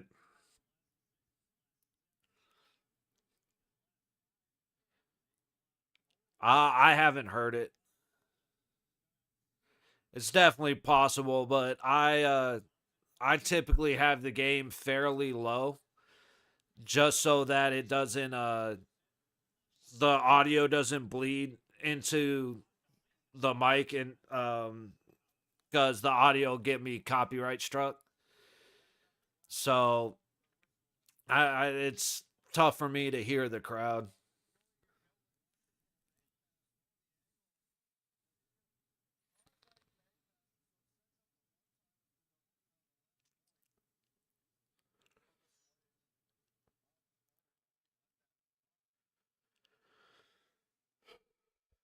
All right, 17:46 left in the game. Shots are 23-14 Buffalo. This is where Vegas has to shine, man. We're one of the best third period teams in the league. Buffalo's one of the worst. We got to make sure it looks like that at the end of this game.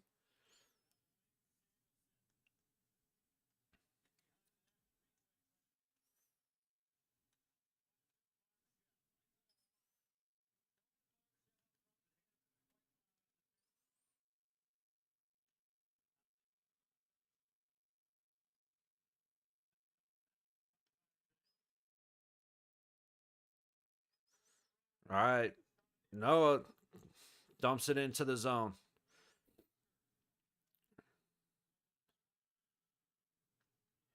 Hoping the game ensues because I have to get to church less than hours. Yeah, dude, I'm with you, man. I'm hoping. I usually go to the gym at 12:30, and I'm kind of in the same boat. I'd love to for the game to end while you're still here, and I would love to make it to the gym before it gets too busy.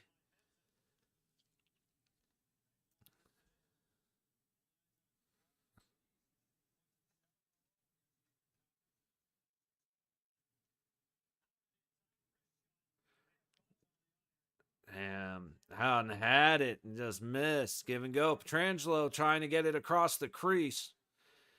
Good stick sends the puck out the other way.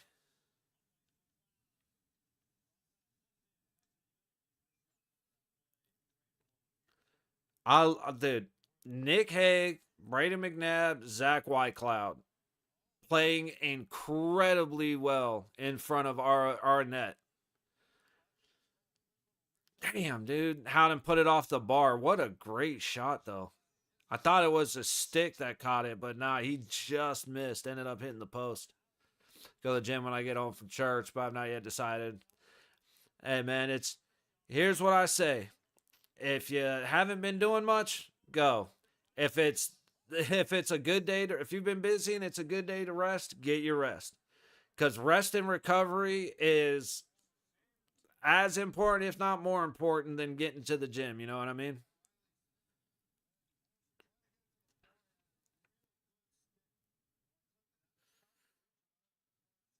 It's for me today's pull day, so it's biceps and back. So I love doing biceps and back. I love doing seated rows. I love doing lat pull downs. I enjoy doing curls, but like the doing laying on a flat bench and doing curls is been kicking my ass, and I really enjoy the feeling. So it's today's one of those days I look forward to. Now I'm going to be taking tomorrow off and then going Monday, and Monday's shoulder and legs. So that one I'm not looking forward to at all. But I've learned to really, really, really enjoy um, biceps and back, and really enjoying chest and tries. Like, took a while to teach myself or to kind of get my brain to enjoy the suffering a little bit.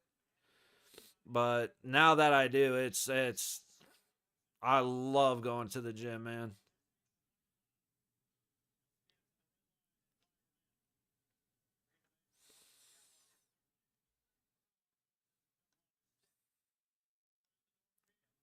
Here we go. Hannafin puts it off a stick. We got to start.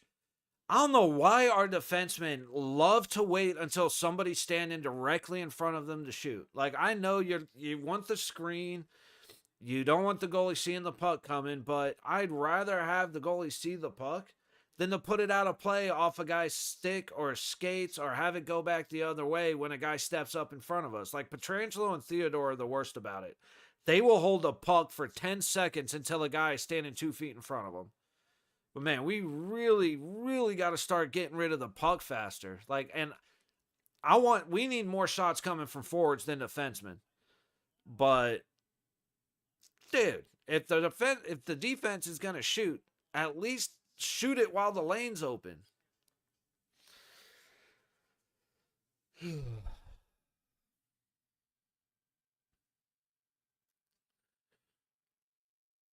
Vegas wins the face-off. Haig looking.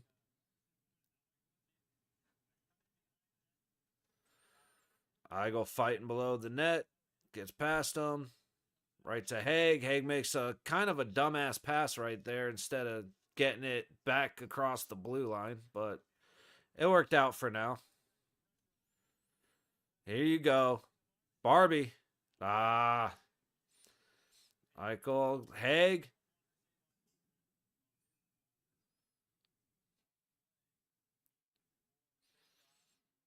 Dude, it actually just hit me how much I didn't sleep last night. I just got tired as hell.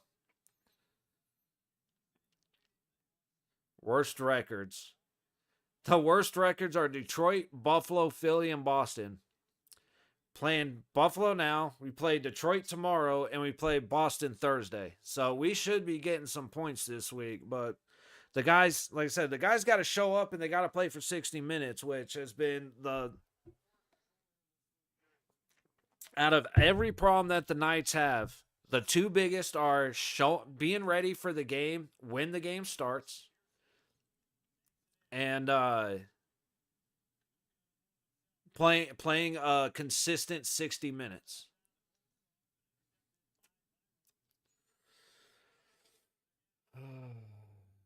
Somebody go help Pearson out a little bit here.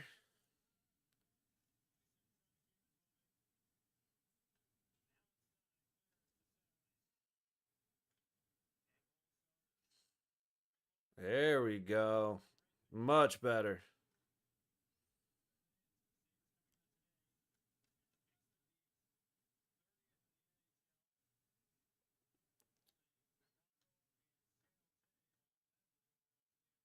Damn, dude.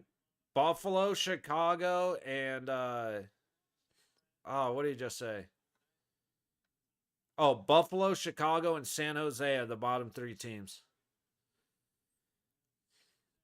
That's how Chicago has fallen, man. Like I said, I feel so bad for Connor Bedard. I mean, ever since he's come in the league, he's in the ESPN top 10 weekly. Amazing plays, great goals, but every highlight they show of Bedard, it's a phenomenal play, and it makes the score 6-1 with Chicago getting their ass beat. Like every single time, it is not a. It's the only goal is a goal that doesn't matter.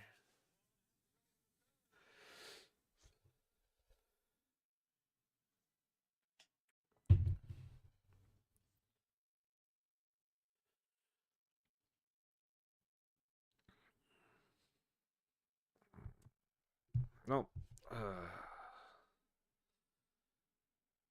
This content cannot be loaded. Man, NHL app is just suffering. All right, take a look at what's going on in the news. Like I said, I look at the news, I look at Twitter, look at whatever, and it's the same thing every single day lately. It's starting to get old.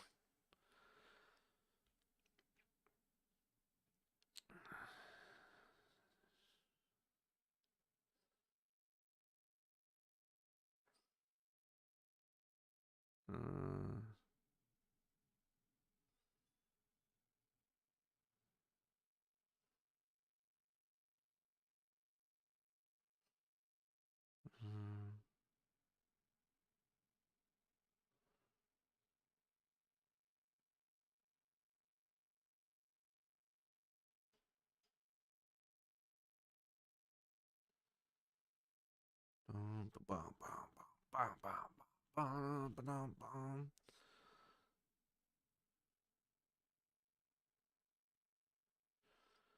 see.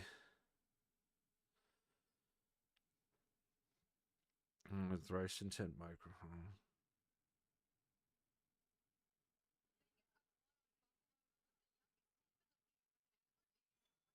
The fuck is this? From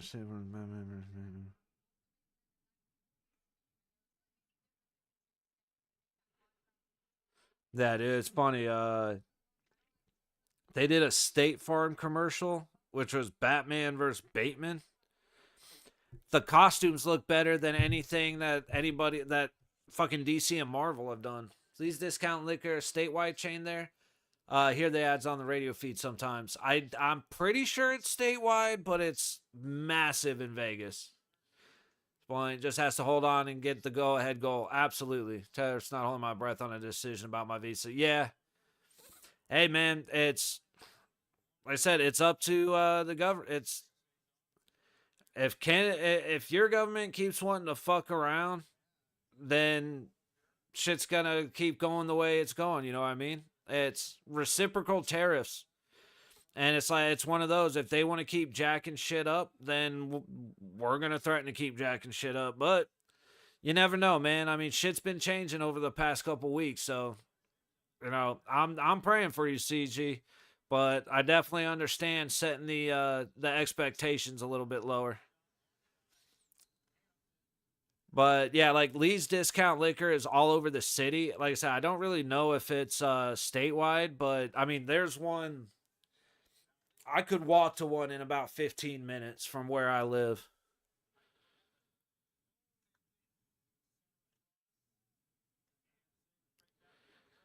But before, I mean, it's a family owned business, and before the old man died, the commercials were even bigger. Like you'd hear them and see them all over the place. But Mercs fan, yeah, we got to. You're right. Vegas needs to just hold on. However, what they don't need to do is start playing to. They need to start. They usually this is where they switch from playing to win to playing not to lose, and they have to start playing. They have to play to win till the end of the game. Lovelies, nobody's here. Yeah, hey, it's nobody. That's Lee's is awesome. I would say since I'm a bourbon drinker. I like Bullet and I like Woodford Reserve. I tend to go to Costco just because the prices are lower. Um, but I do love Lee's. They got enough of a selection. The beer selection's usually pretty good, pretty well priced. And the commercials were always good, man. The old man and his son. Can't believe the son and dad die so close to each other. Yeah. Is that you're the only one who says my name right? Hey, man. Dorofeyev just got a penalty for tripping. It's when I see Mercs, like I'm a gamer. I'm a first person shooter gamer, so Mercs is the that used to be a mainstay in the vocabulary. But yeah, nobody. It was still wild because when the old man died, that was dude. That was actually kind of a sad day. It was it just no, he doesn't. Clifton stepped on the sticks. It was a trip, but the guy stepped on the stick, not the other way around. But Hilly almost gave up a dumbass goal again. This is the worst he's played in a while.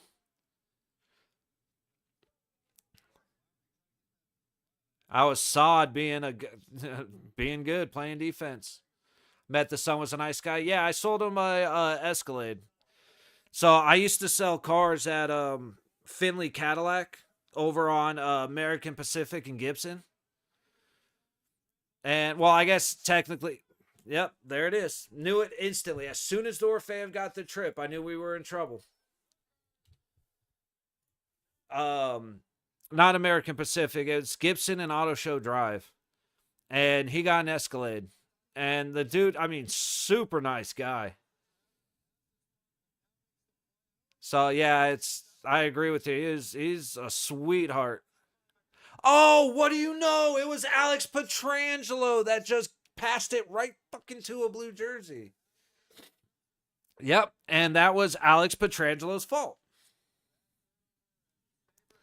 What do you know? That's the third goal in 3 games that Alex Petrangelo is directly responsible for, and they will still have his ass out on the ice for 25 minutes a game. I, I was starting to ease up on Petro this year because Petro had a few games that were actually really good, but this dumbass just cost us another goal. Like I said, that's 3 goals in 3 games that Petro is 100% responsible for. It's like, to be honest, man, hey, Dorofeyev tripped him. I kind of disagree. The guy stepped on the stick versus him going in and getting him, but you can't do that. Penguins made the same mistake against the Leafs a couple weeks ago. They lose because of a bad pass. Yeah. And look, if we lose because of a bad pass, 9 times out of 10, it's Petrangelo making the dumbass pass. This Buffalo. Exactly, nobody. We can't be doing this shit. Oh, that was offsides. I just same thing for all my teams. Yep. Foot on zebras. Hey, like I said, I'll be mad passing a goal. Yep. But like I said, it's Petrangelo.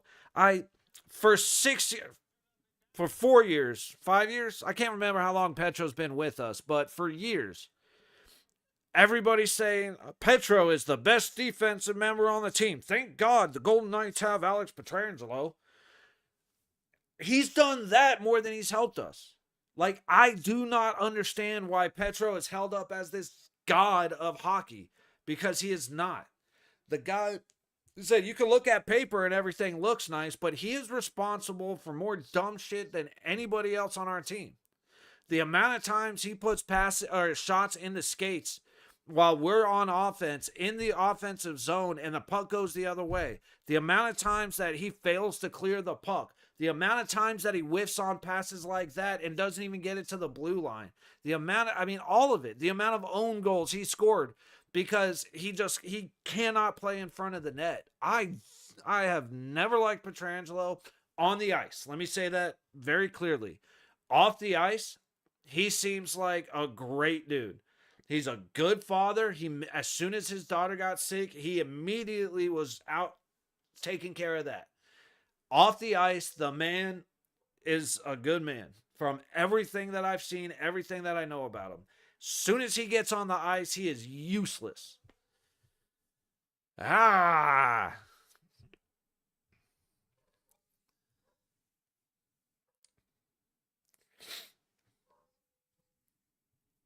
Like, it was bad enough when he abandoned the net while Sidney Crosby is standing in front of it.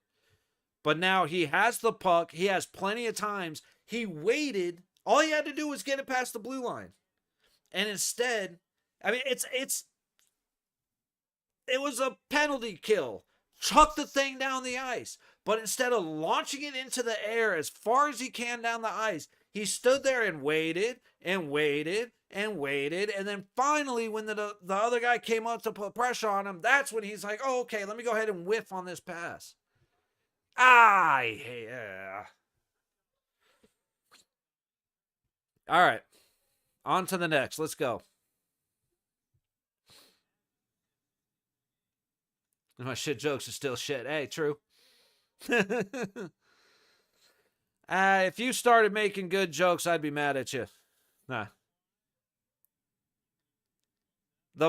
Dude, bad puns are better than most good jokes.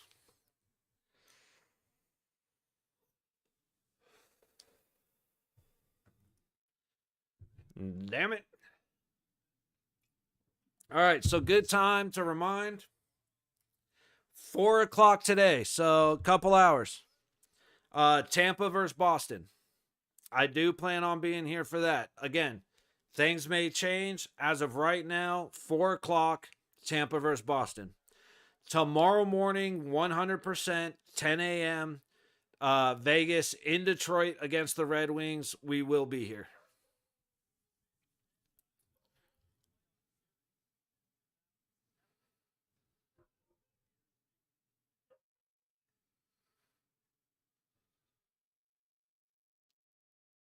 All right, guys, just Puck management first.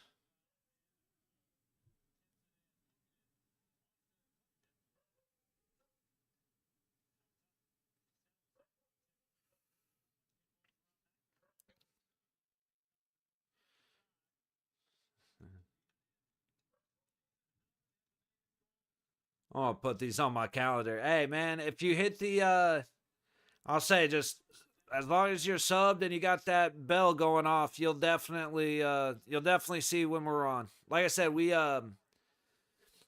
Vegas nights, I will be here, or the Golden Knights, I'll be here. At least I plan on being here every single game. And then, like I said, as we're starting to inch towards playoffs, I definitely want to watch a lot more of the playoff teams.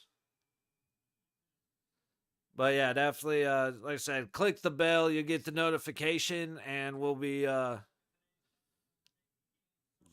mean, honestly, YouTube notifications have been kind of trash lately, but hopefully you get them.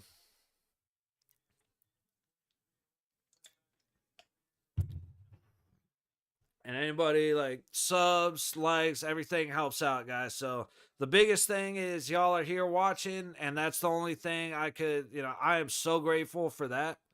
Everything else is a bonus, man. But I greatly appreciate everybody being here. Today has been a lot of fun. Even with the Knights kind of disappointing me right now, this game has been a lot of fun.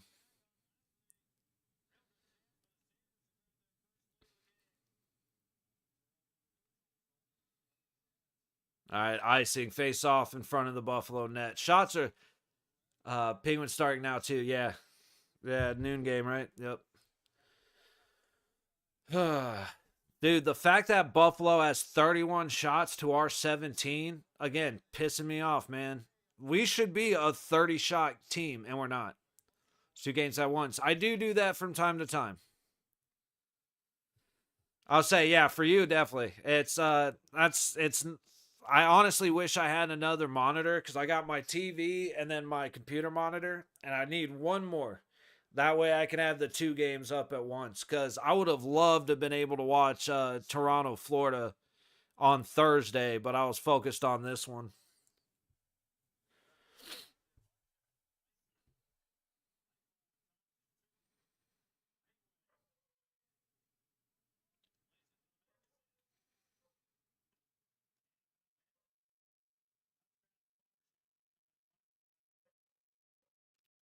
Man, we are not taking care of the puck at all right now. 6.5 to go in the third.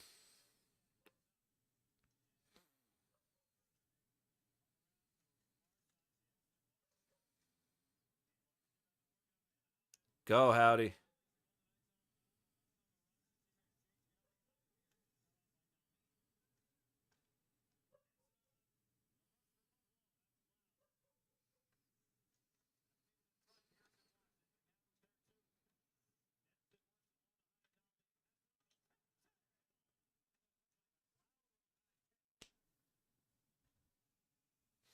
Hilly almost led that one in.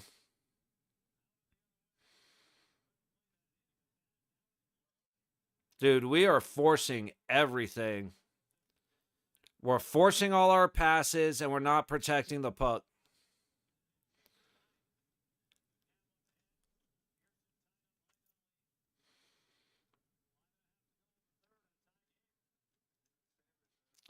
What do you think? Will the game end with 2-2? Yeah, it's gonna end in a tie.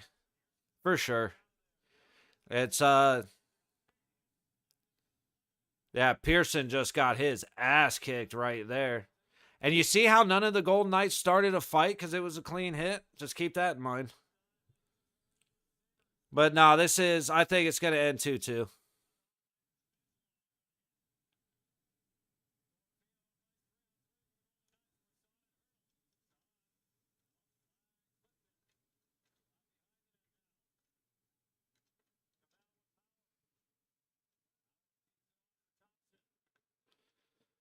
Like, dude,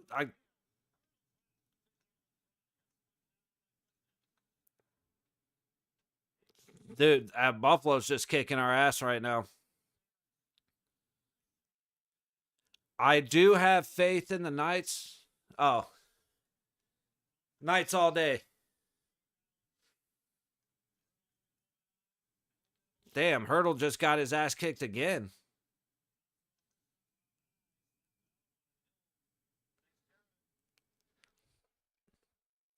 The die-hard Golden Knights fan, man. Especially since the Miami Hurricanes football team sucks ass. Makes it a lot easier to have only one team. But yeah, pulling hardcore for the Knights always and forever. But we looked like trash. The fact that we cannot play 2 games in a row in the same manner is the most irritating thing in the world to me right now because we just don't look good. Yes, sir. I'm not sure. Is it ROV Dog TV or ROV Dog TV? So I don't want to get that wrong, but yes, sir. I have faith in our 3-on-3. As long as Pietrangelo isn't on the ice, because that bastard ruined it against the Penguins. He's the reason that the Penguins won in overtime. But that's what I'm thinking 100%. But I fully believe we're ending 2-2 going into overtime.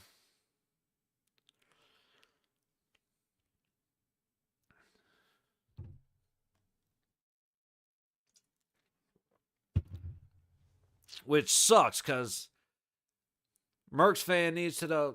Raw Dog? Okay.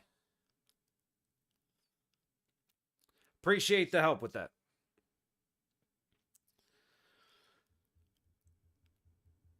I definitely want to try and get things right. 2-5 overtime this year, same record. Yeah. No, we suck in overtime, but I have faith in our 3-on-3 against Buffalo, which I probably shouldn't.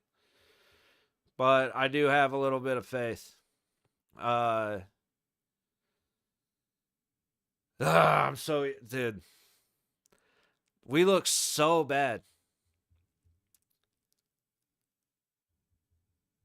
It's the second the Knights figure out how to play 2 games in a row the same way, we're gonna be set. But we just have not been able to do that.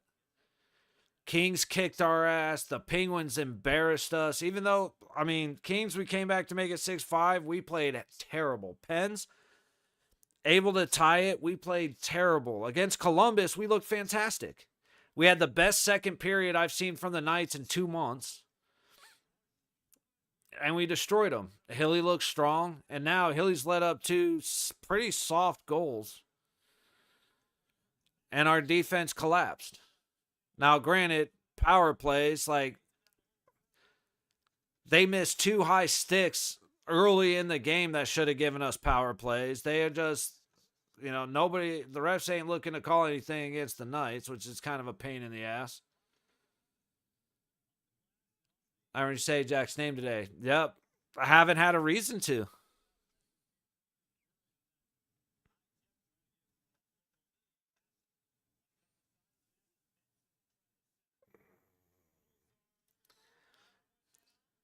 Get the shot off. And he went 5-hole. I wish we would start attacking the high corners, but we refuse to go past the goalie's ears. Most of our goals come up here, and we refuse to put shots up high. We keep trying to fight them 5-hole.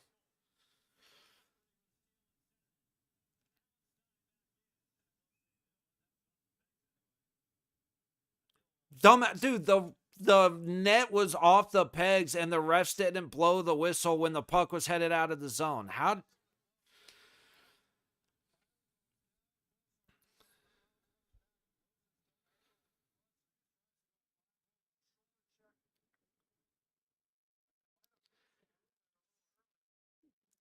Oh, there might have been some room there a little earlier. Yeah, no shit. We wait till we take away all our space and then we try to shove it in a gap this big. Like, he had stick side over the shoulder all day. Decided to go an extra 5 steps. There There you go, Jack. See, there's Eichel actually doing something.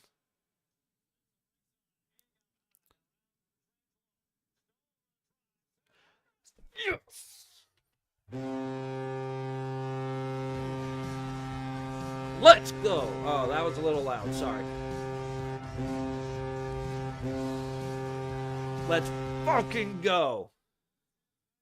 See, every now and then, all you got to do is bitch about something and good things happen. I just bitched about Jack Eichel, and look who scores. The 4 blind mice. All right, let's see. Hey, Rove Dog. I lied.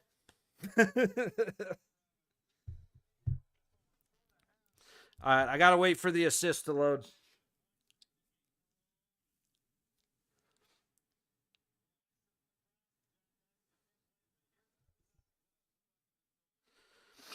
Come on, I'm waiting for the assist to load.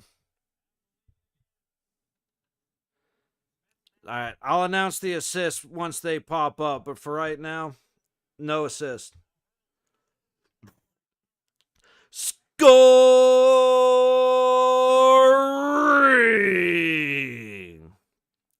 for your Golden Knights with his 21st of the season, number 9, Jack Eichel. Yay. Woo, let's go. Yeah.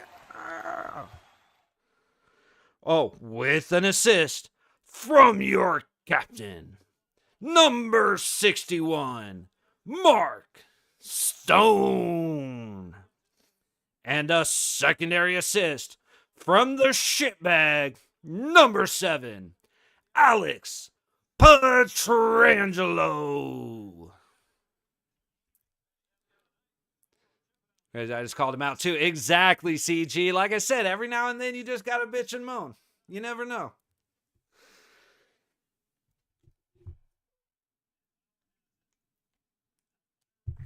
All right, calling Pietrangelo a shitbag might have been a little mean, but still. All right, we're under a minute. Sabres got the empty net. Stoney just able to get it out. Barbashev putting on pressure deep. Here comes Buffalo back the other way.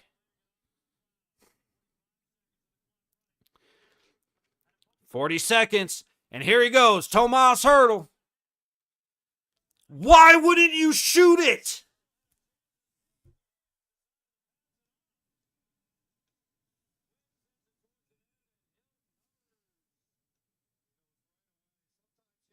What on this? See, Hertl is wide open. Why would you leave it back? Why would you pass it back into traffic? Why? Backhand it towards the net. It's all right. We're okay. Turtle's got to get a little bit better at making decisions. Like, I've never seen him give up the shot for that bad of a pass. You don't see it from Hertl. Shoot the damn puck. Like I said, that's a huge thing that Vegas needs to get better at. Be more selfish.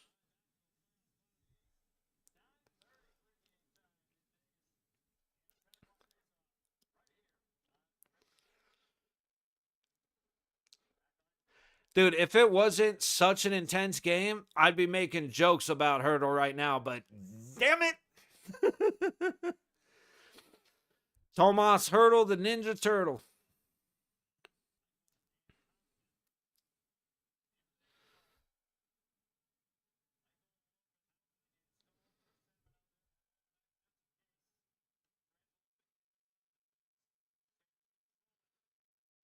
"20 seconds. Buffalo controlling in the Vegas zone. Good stick from Stoney, disrupting the pass.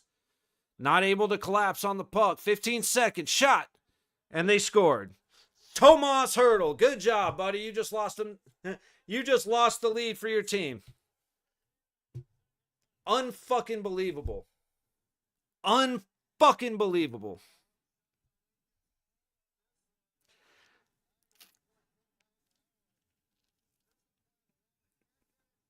I can't.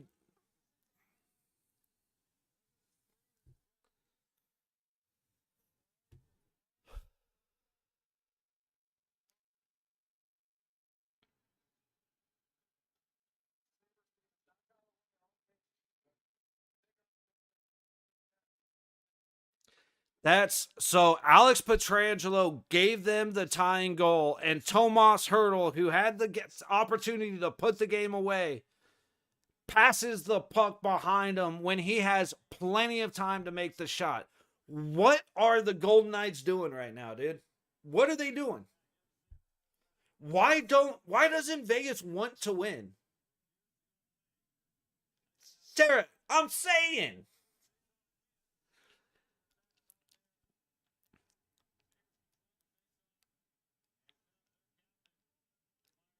What in the hell just happened, man?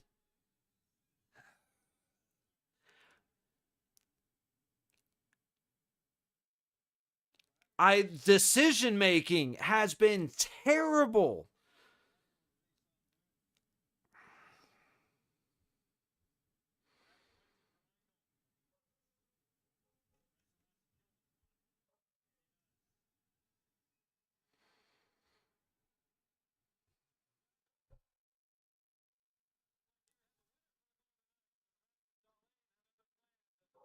No, Darlene hit a shot. Tomas Hurdle had other plans.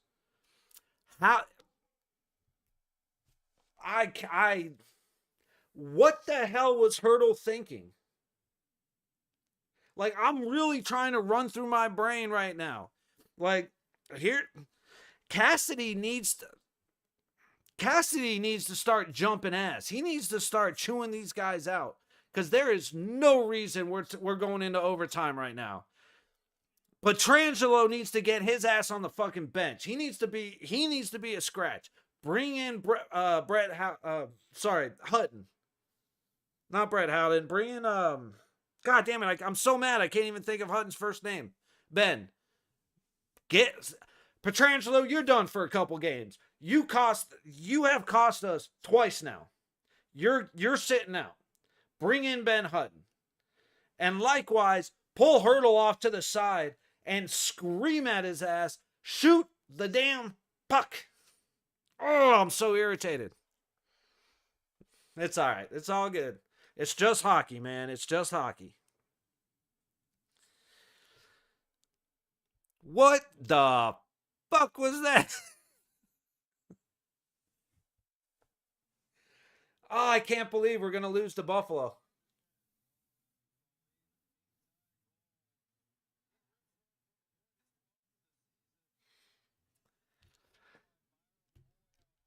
I can't believe how bad the last 5 minutes of this game.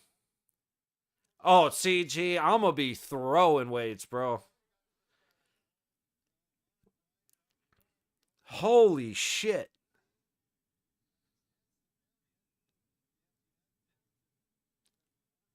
You're right. It's not, but we don't deserve to win this game. Like we do not deserve at all in any way to win this game. Just like against the Pittsburgh, we didn't deserve to go into overtime.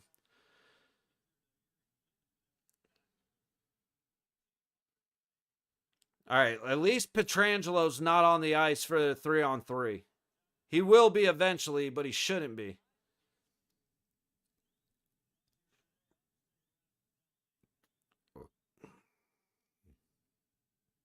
Unbelievable, dude. Okay, yeah, Eichel is getting booed, which I would be booing him too. What are we doing? Let's go.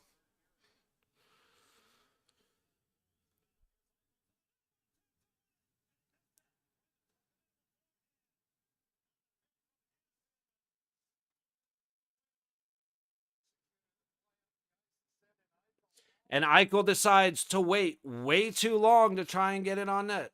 And he tries to stuff it in.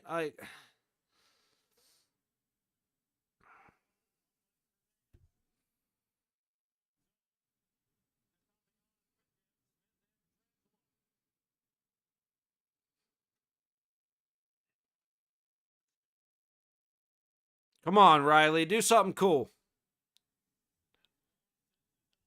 It was offsides anyway. How do we go offsides on a 3-on-3 when we're that close together? What the hell are we doing, dude?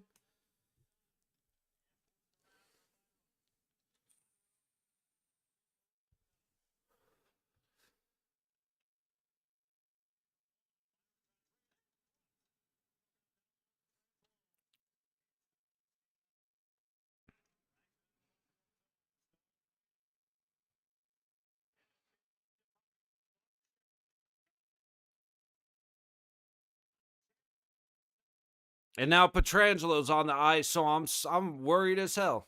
Okay, he got off. Good.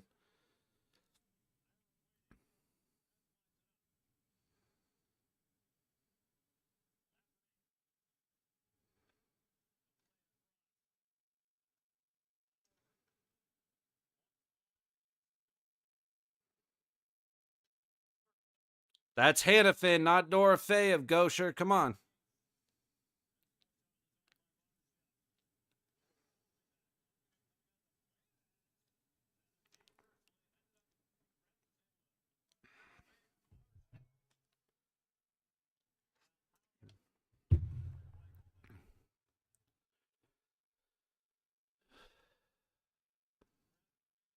There you go. Eichel has it. Trying to do too much. You had Howden wide open, Jack. Come on. Off the post. Why is this a stressful game against the 30th team in the league?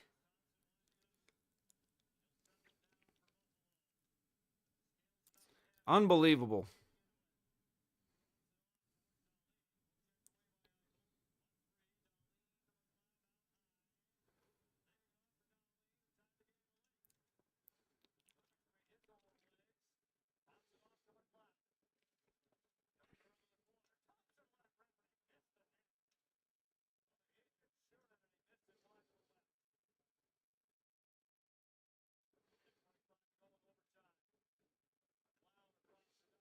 Petrangelo.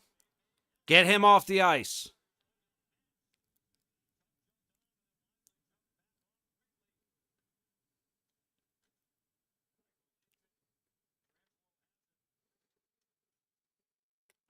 Get Petrangelo off the ice.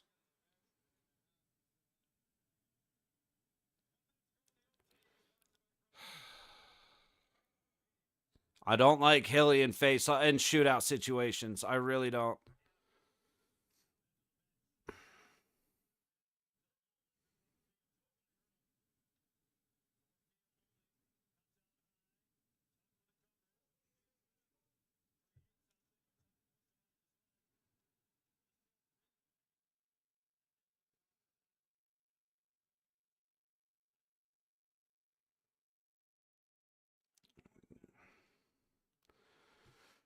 It's 20 seconds left in overtime.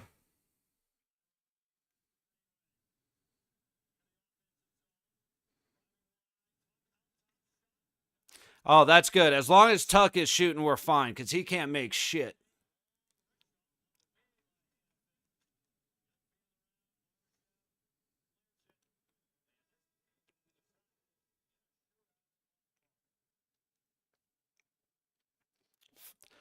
Disappointed, man. Super disappointed.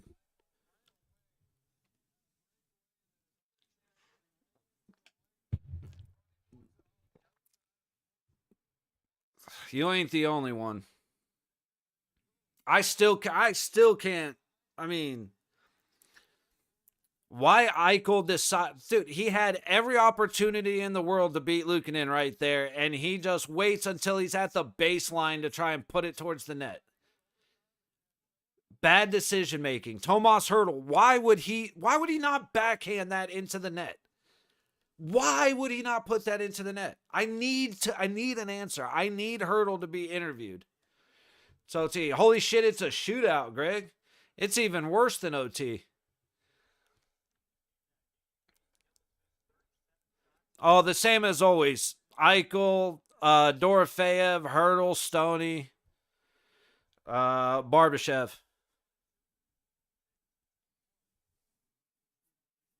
Not necessarily in that order, but those are the guys I'm picking.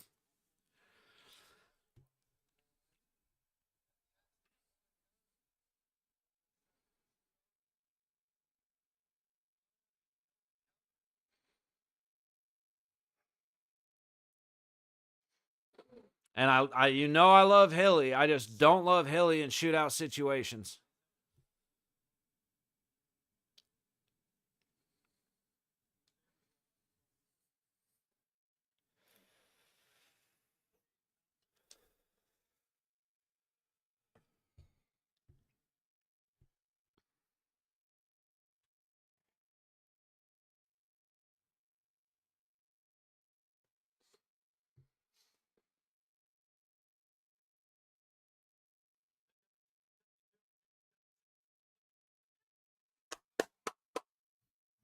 That's what we need. We need them to miss.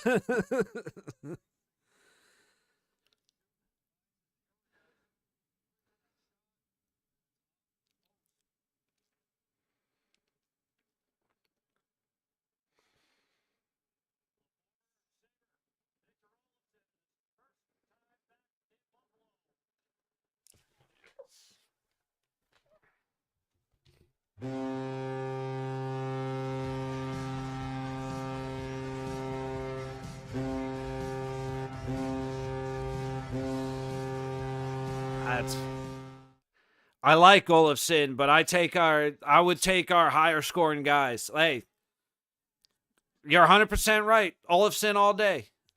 I take our higher scoring guys.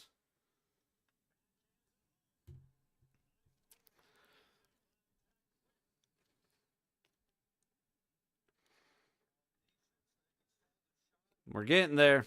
We're getting there, guys. Hey, Nando, let's go, baby.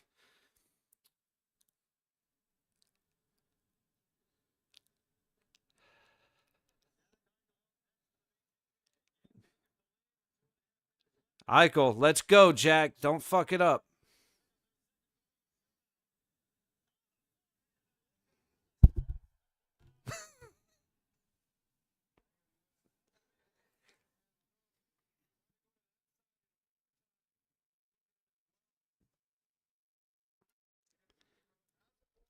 Dude, he had him beat through the 5-hole 4 times. He still tries to go to the same pad, to the same side that he got beaten overtime. Doesn't elevate. Jack. All right, Alex Tuck.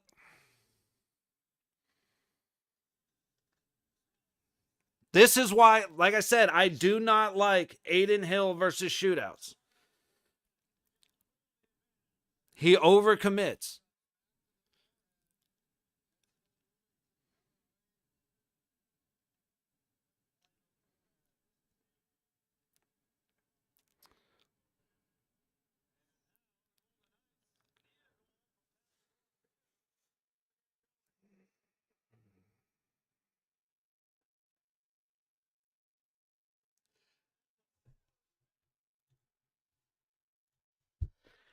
Why? The only stops this guy has made is on his pads.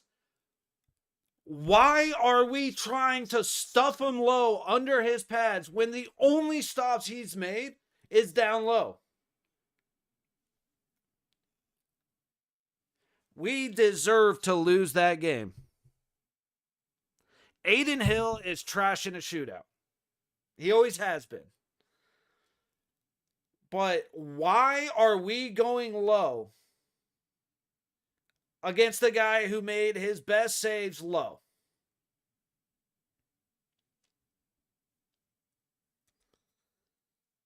Dude, it's so hard to be a Golden Knights fan because you have no idea how we're going to play.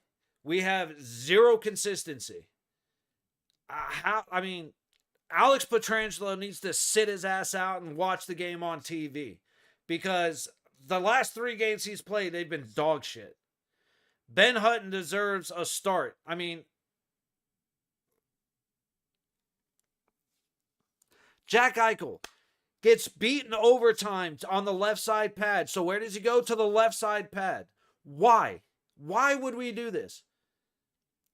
Why is Tomas Hertl trying to leave a draw pass when he's got a wide open net in front of him with an easy backhand? It's just hockey. Hey, I know I'm fired up. I'm disappointed. I'm a little pissed. Is what it is. It's just a hockey game. All right? We're going to start from that premise.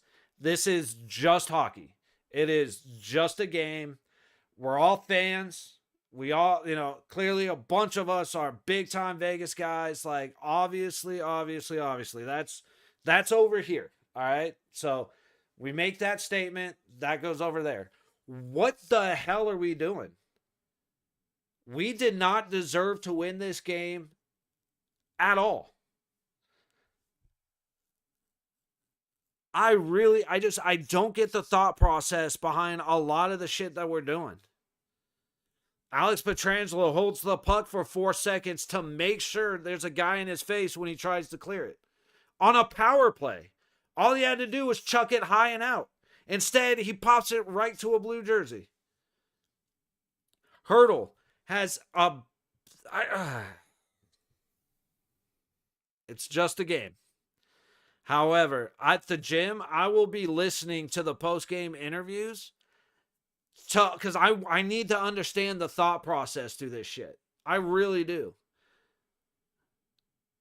Like, again, why is Eichel going back to a left side backhand on the ice when that's exactly how he got beaten overtime?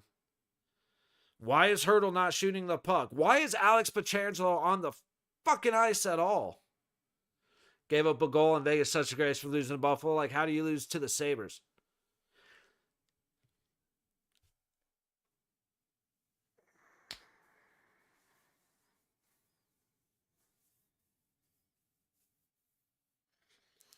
How do you play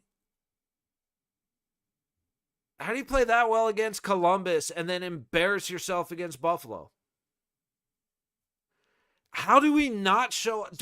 do the guys get surprised when they show up to the arena that they're about to play a game? Well, but head up, guys. You're still going to playoffs, aren't you? Hey, absolutely, Greg, but that does not mean I can't bitch about this game. And if there's one thing that you should know by now, is I'm very good about bitching about shit.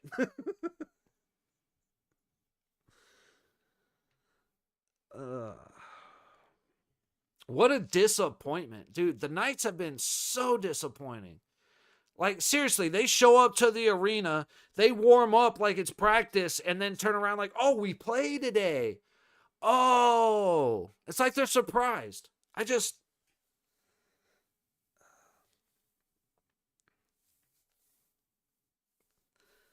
How do we do that? How is our decision making that bad? How is our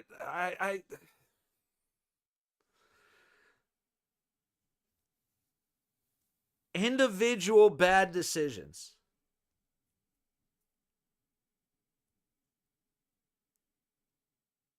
I can't believe we just lost that game. Hertl has the chance to ice the game. And then we give up a goal with 13 seconds left. And then we embarrass ourselves in the shootout. How do we stay... Olofsson is the only one that scores. Everybody else stays on the ice to let the guy... The guy keeps his pads glued to the ice all game. And we don't elevate the puck. We try to go 5-hole. Or we try to go around the corner. I don't understand it. I don't get it. Oh, I'm feeling better. Glass scored in Pittsburgh. Has been doing well. Yeah, no, Cody, dude, I am a huge Cody Glass fan. Again, we've got his jersey. I'm definitely happy for him. What a disappointing game, man. Again, and that's the biggest problem I have is, again, we played we decided not to show up against LA until the game was almost over. We decided to not show up against the Penguins till the game was almost over. And then we start playing like that. Of course, it's Malkin. Yeah, Malkin's been doing that a little bit lately. Like, guys, I don't understand it, man. I don't understand what our thought process is. I don't understand what our decisions are. And the guys need to answer. They're going to come up with some canned BS, the typical PR response for why they made such bad decisions, for why they did this or why they did that, or we just got to play better. No, you guys got to show up to the arena ready to freaking play when the puck drops. You guys got to show up and decide that through the entire game, you're not going to quit. You're not going to loaf. You're not going to fucking play half-assed. And we can't do that. All season, we've been we have been the most inconsistent team all season. The fact that we're at the top of the West is because the rest of the West is trash right now. The rest of the West had such bad starts and middles to the season that we're ahead. That's the only reason. How do you lose? Like I said, and Hilly needs help in shot. I'd rather have Samsonov in a shootout instead of Hilly. And Hill just got signed for what, 6.25. And I mean, against Tuck ends up off the other side of the ice, off the other side of the crease. Again, obviously, love the Knights. We're fans. Love the guys, except for Pietrangelo. But that is so disappointing. All right. The bitching's done. The game's over. We play again tomorrow, 10 a.m. against Detroit. So we will absolutely be right here, 10 a.m. tomorrow morning against Detroit. The plan is also today. I'm heading out for a bit. 4 p.m. Tampa Bay Lightning in Boston against the Bruins. I am expecting a fight with the occasional hockey game breaking out. So hopefully that'll at least get a little bit of the good feelings out. Because I just want to see someone get their ass kicked. I want to see people get hit cleanly. But I need to see some physical hockey because the Golden Knight, Howden hit, what's his name? That was the hit we had all game. We have become one of the least physical teams in the league, and it's killing me, dude. It's absolutely killing me. But hey, every single person that came in, this has been one of the best streams that I've had so far. A Mercs fan, I hope to see you at 4. Everybody, Josh, Nando, Raw Dog, all you guys, everybody that's popped in. This has been awesome. I greatly appreciate you. Really hope if it's been anything worth watching, if you subscribe and hit the like, it's a big help for me. Big help to try and grow as high as we can until at least the playoffs. And then we can get a lot more people in here, have some real fun, talk some shit, make some jokes, and truly enjoy this. This has been, as disappointing as the game was, this has been one of my favorite streams I've ever done. We've had more people in here than I can remember. So greatly appreciate y'all coming in. Everything helps, man. It has just been, today was a lot of fun. Like I said, it was a disappointing game, but everything else was awesome. Great conversations, great getting to talk to y'all and get to know y'all. It's been cool, man. So I definitely hope to see you guys again. Tomorrow, 10 a.m., we'll be right back here, hopefully for a little bit of a less disappointing game, but also 4 p.m., so we got about 3.5 hours. Hope to see you guys back here for the Tampa Bay Boston game. But until then, hope you guys have a fantastic Saturday. Again, it's as disappointing and as much of a bummer that is. It's just a game. You know what I mean? So For now, we are out. I hope to see you guys in a couple hours. And if nothing else, hope to see you guys tomorrow morning. So again, thank y'all from the bottom of my heart. This is the most fun stream I've had, especially to have this much fun in a disappointing loss. Man, I want to again just say thank you guys. So hope to see you soon. We'll be back in a couple hours. Have a good Saturday, y'all.